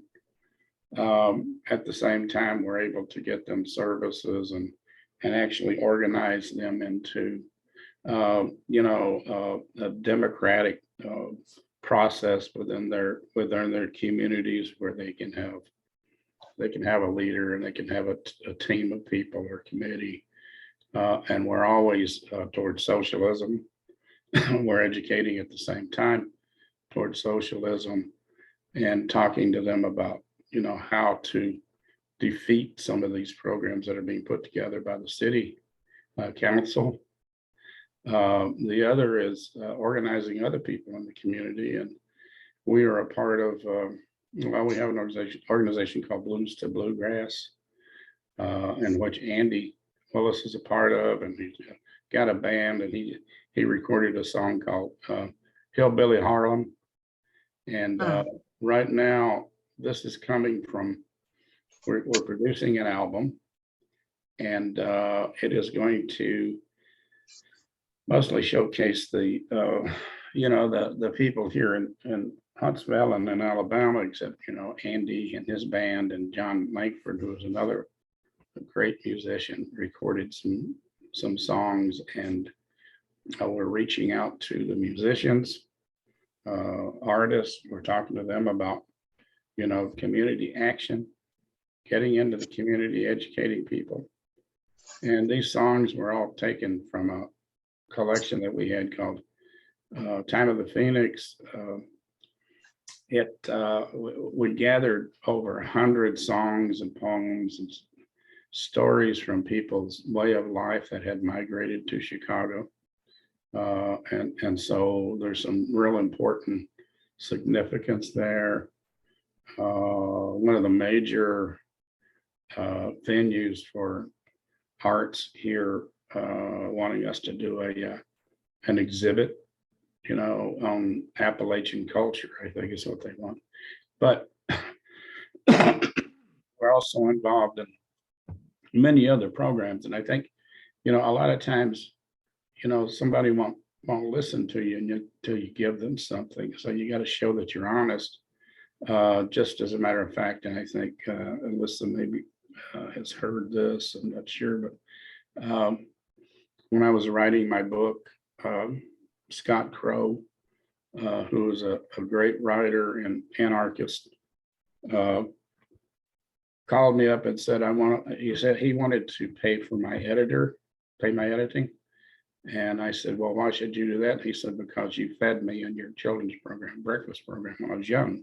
Oh, So that comes back to you. And so it actually, he said through that and what he had learned at the time as a kid, with through the Rainbow Coalition is what changed his whole approach to life, to becoming a socialist and an organizer.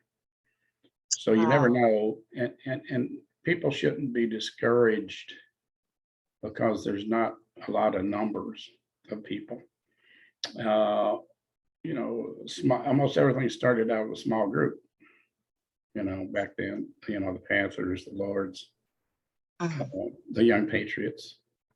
So people look at the organizations and say, well, there's not many people, because the dedicated people that are there are the ones to start organizing, Right. and joining in with other organizations. And to the point where we had talked about police brutality, we held them accountable because we adopted the Black Panthers street patrol program, where we had a group of people going out with cameras and recording, what they were doing. This was before cans, and what we did was we got caught a few times. The cops got after us. We had 2 cameras actually, and one of them was a Nikon and the other one was an old Brownie. And when they came after us, one person would run with the camera, the good camera with everything in it, and give them the old camera. So they actually thought they were destroying, the evidence. But what we have to do is we have to talk up, absolutely. because if you're not saying anything, nobody can hear you. That's right. And a lot of people are afraid to do that. They're afraid of being judged or whatever, but we got to get past that if we have if we have a real dedication to the revolution, so. And Chicago, the Daley, he was most definitely a fascist, and he didn't like poor people, and he especially didn't like people of color. That all that needs to be exposed, because they have a lot of power. They reach a lot of people. And one of the ways he tried to keep us down is by false articles, and classifying us as a threat to not only the national security, but to Chicago as a whole.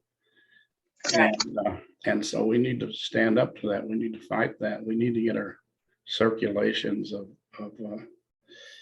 our purposes out there, because if you don't, nobody's gonna know about you. I was speaking at recently at Merced University in California, and I asked how many people have ever heard about the Rainbow Coalition, and there were 50 people in the class.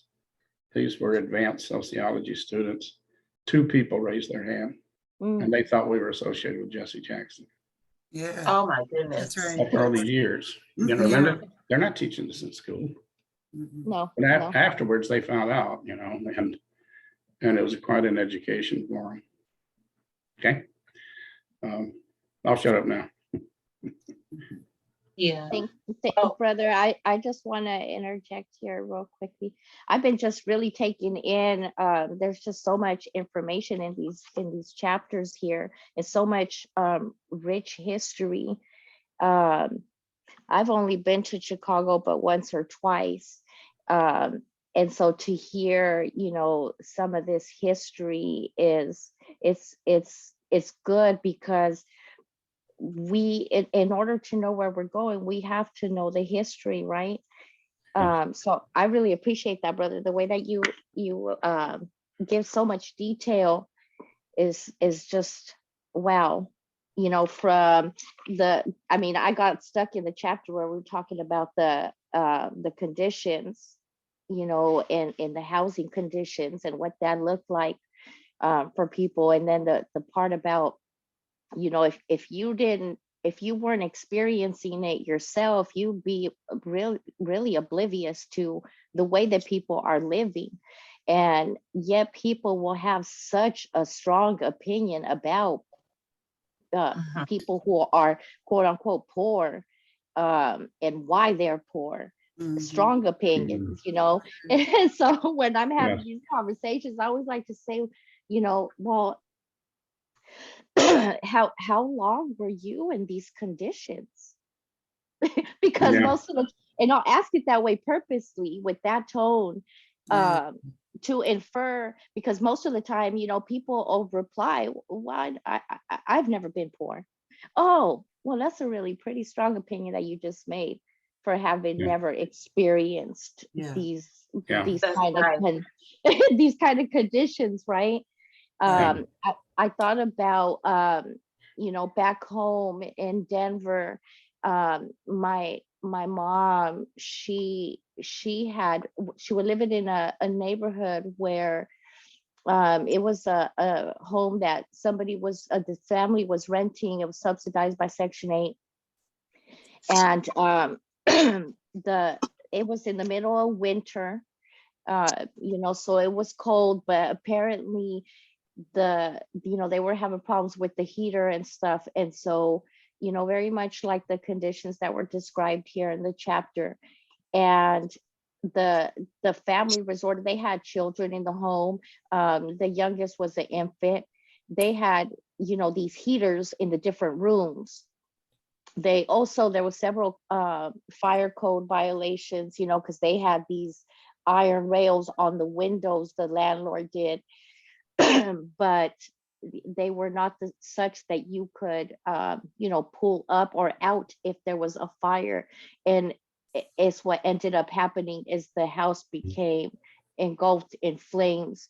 And till this day, my mom still has, nightmares about, because the whole neighborhood ended up outside because this whole house is inflamed.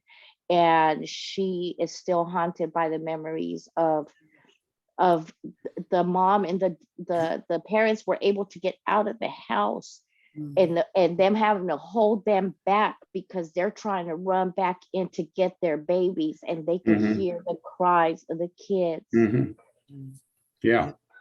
They all passed away. All the babies passed away. Oh my God. And that was just one story, but so I kind of got stuck there when you were, speaking of these different conditions, getting bit by the rats. It's stuff that is like, it's just heartbreaking, and is, just, it's stuff that a lot of people don't realize happens here. Yes. And I want to say that when I was living in East Harlem, Barrio Coalition Community of de Nueva York, I remember where I had to work a second job, and I would get off at 2:00 in the morning.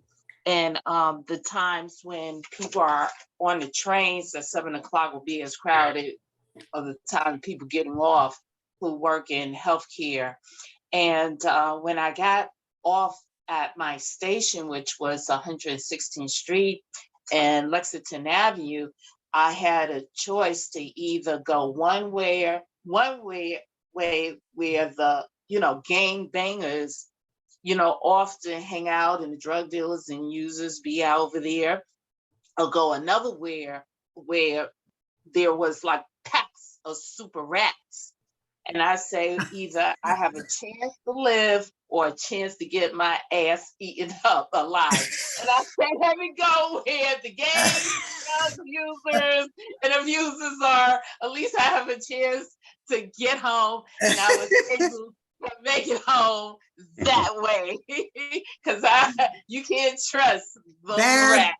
Bad choice, right?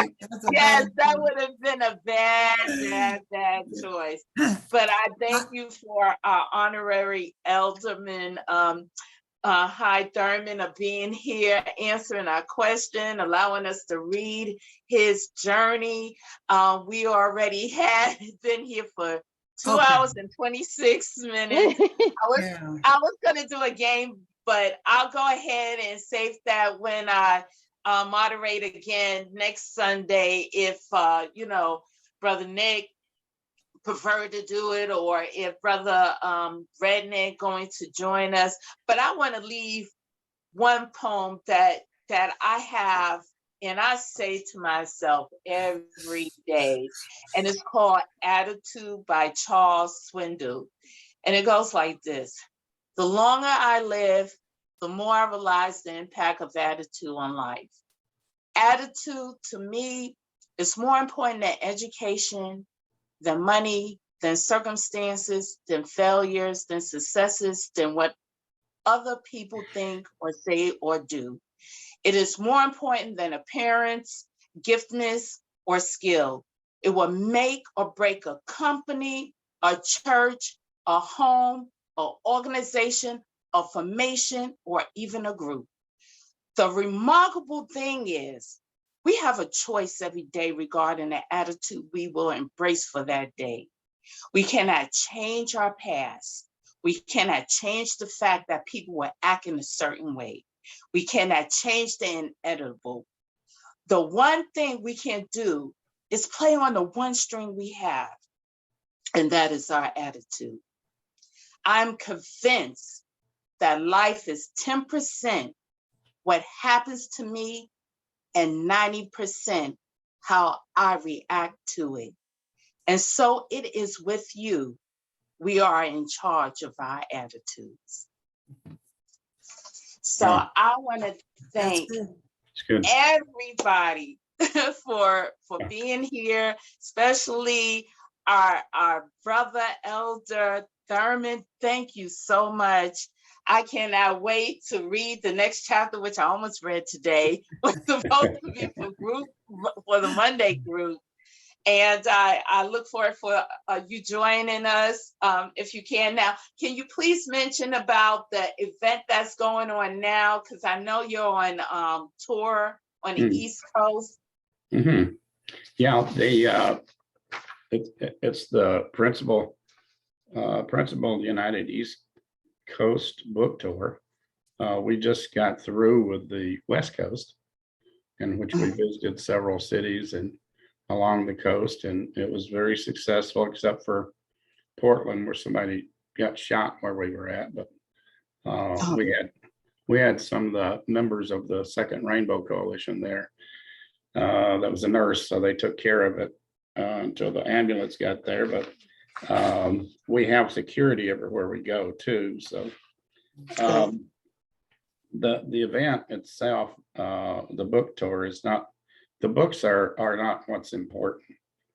The books are just a way of getting us into the door, and then we can talk about how what we're really trying to do is the legacy of both the original Rainbow Coalition and the Second Rainbow Coalition, and unifying people, and solidarity, and to bring these groups together and individuals together and even businesses together that's sympathetic to what we're doing, so they can start working together and start doing more of their events, and in solidarity together. So Absolutely. that's the real reason right there. We're just carrying on the legacy of the first Rainbow Coalition, and trying to build coalitions, and it did work. It worked in California very well. Portland and Seattle. And so in this, oops, hold on a second, please. I haven't talked to my sister. She's wanting to talk to, but we, that's the purpose of it. We want to carry on the legacy. We're going to be hitting Baltimore. We're going to hit Lambertville, New Jersey, Philadelphia, Providence, New York. We're going to hit Yale University. Wow. And we're going to go to Virginia and meet with the Vice Lords and some of the other street organizations. Right. I'm Yeah. definitely gonna make my way to Richmond. I'm supposed to leave out of the country, but I'm still waiting for my passports. But it looked like I have to cancel that trip, so I look forward to go to Okay. Richmond to make it up there. It gotta be a must for me to make Yeah. it there. You know, it's a must. And can you tell us exactly where we can make a donation Mhm. to help you as well as Brother Kwame, since So- you're our boots on the ground? Mhm. Yeah, we have a GoFundMe, which is called the Principal Unity East Coast, book tour. Don't have the information out in front of me, but you can go into there. I think it's Yeah. been on Signal, hasn't it? Yeah, it's on Yeah. Signal. I think we can get it through there and Facebook. Yeah. And Yeah. for anybody, I'm sorry, sir, anything you want to add? It takes money to run this Mhm. program, and people have been very they've been very good about contributing, but we need more, Absolutely. because we're reaching more. And you got airfare, transportation, hotels, food, Oh, mhm. so we're hitting as many as we can on the coast, East Coast. Our next one's going to probably be a Midwest. We're going to go through the Midwest. We've already been invited by, and it's catching on by various other organizations that they want a tour of this, and because it really is bringing a lot of people together. And then after that, we'll have a southern going into Mississippi, Alabama, those places. So yeah, it's very important that we keep this going, and any contribution will help. A dollar helps, everything. So, Absolutely. yeah, Absolutely. Signal will have it, and I think this time most of us are going to be joined by Brother Leon Benson. He just got out of prison. That's going to be amazing. Yeah, It he is. was Yeah. exonerated after Yes. 24 years in prison.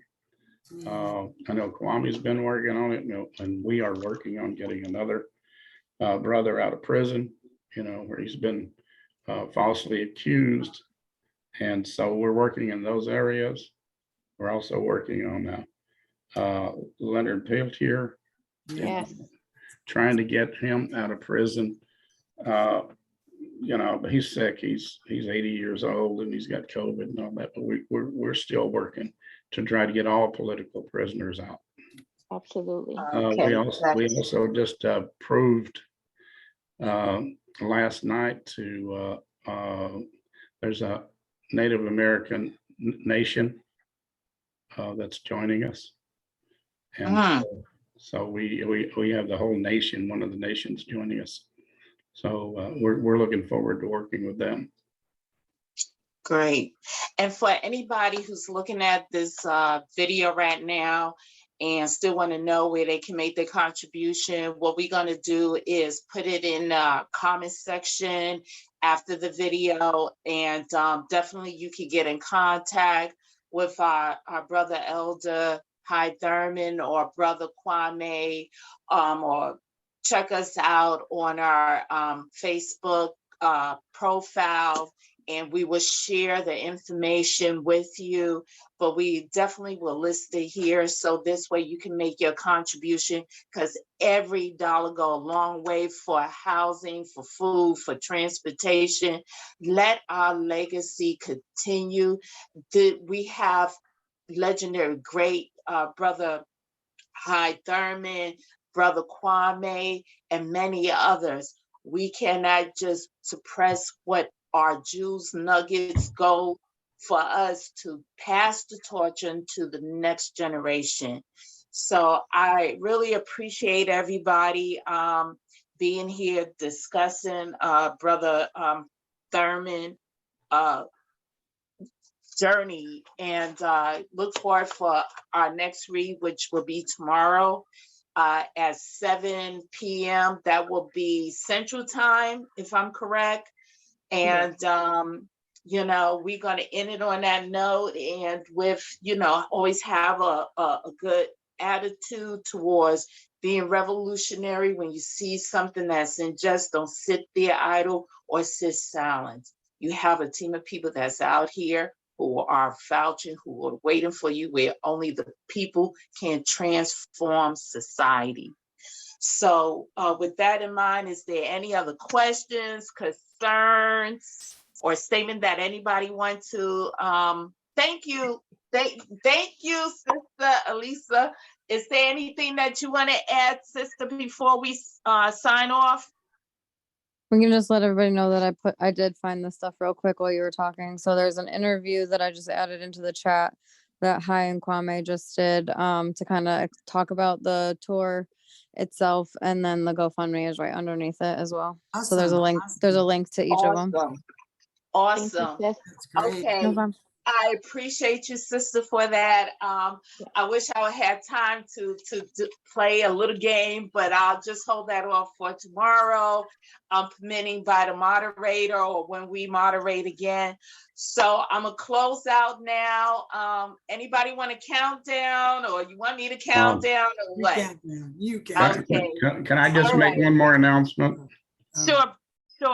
Tonight I'll be, and Chairman Lobo, Captain Lobo, and I will be on the, I think it's a new African Black Panther political education.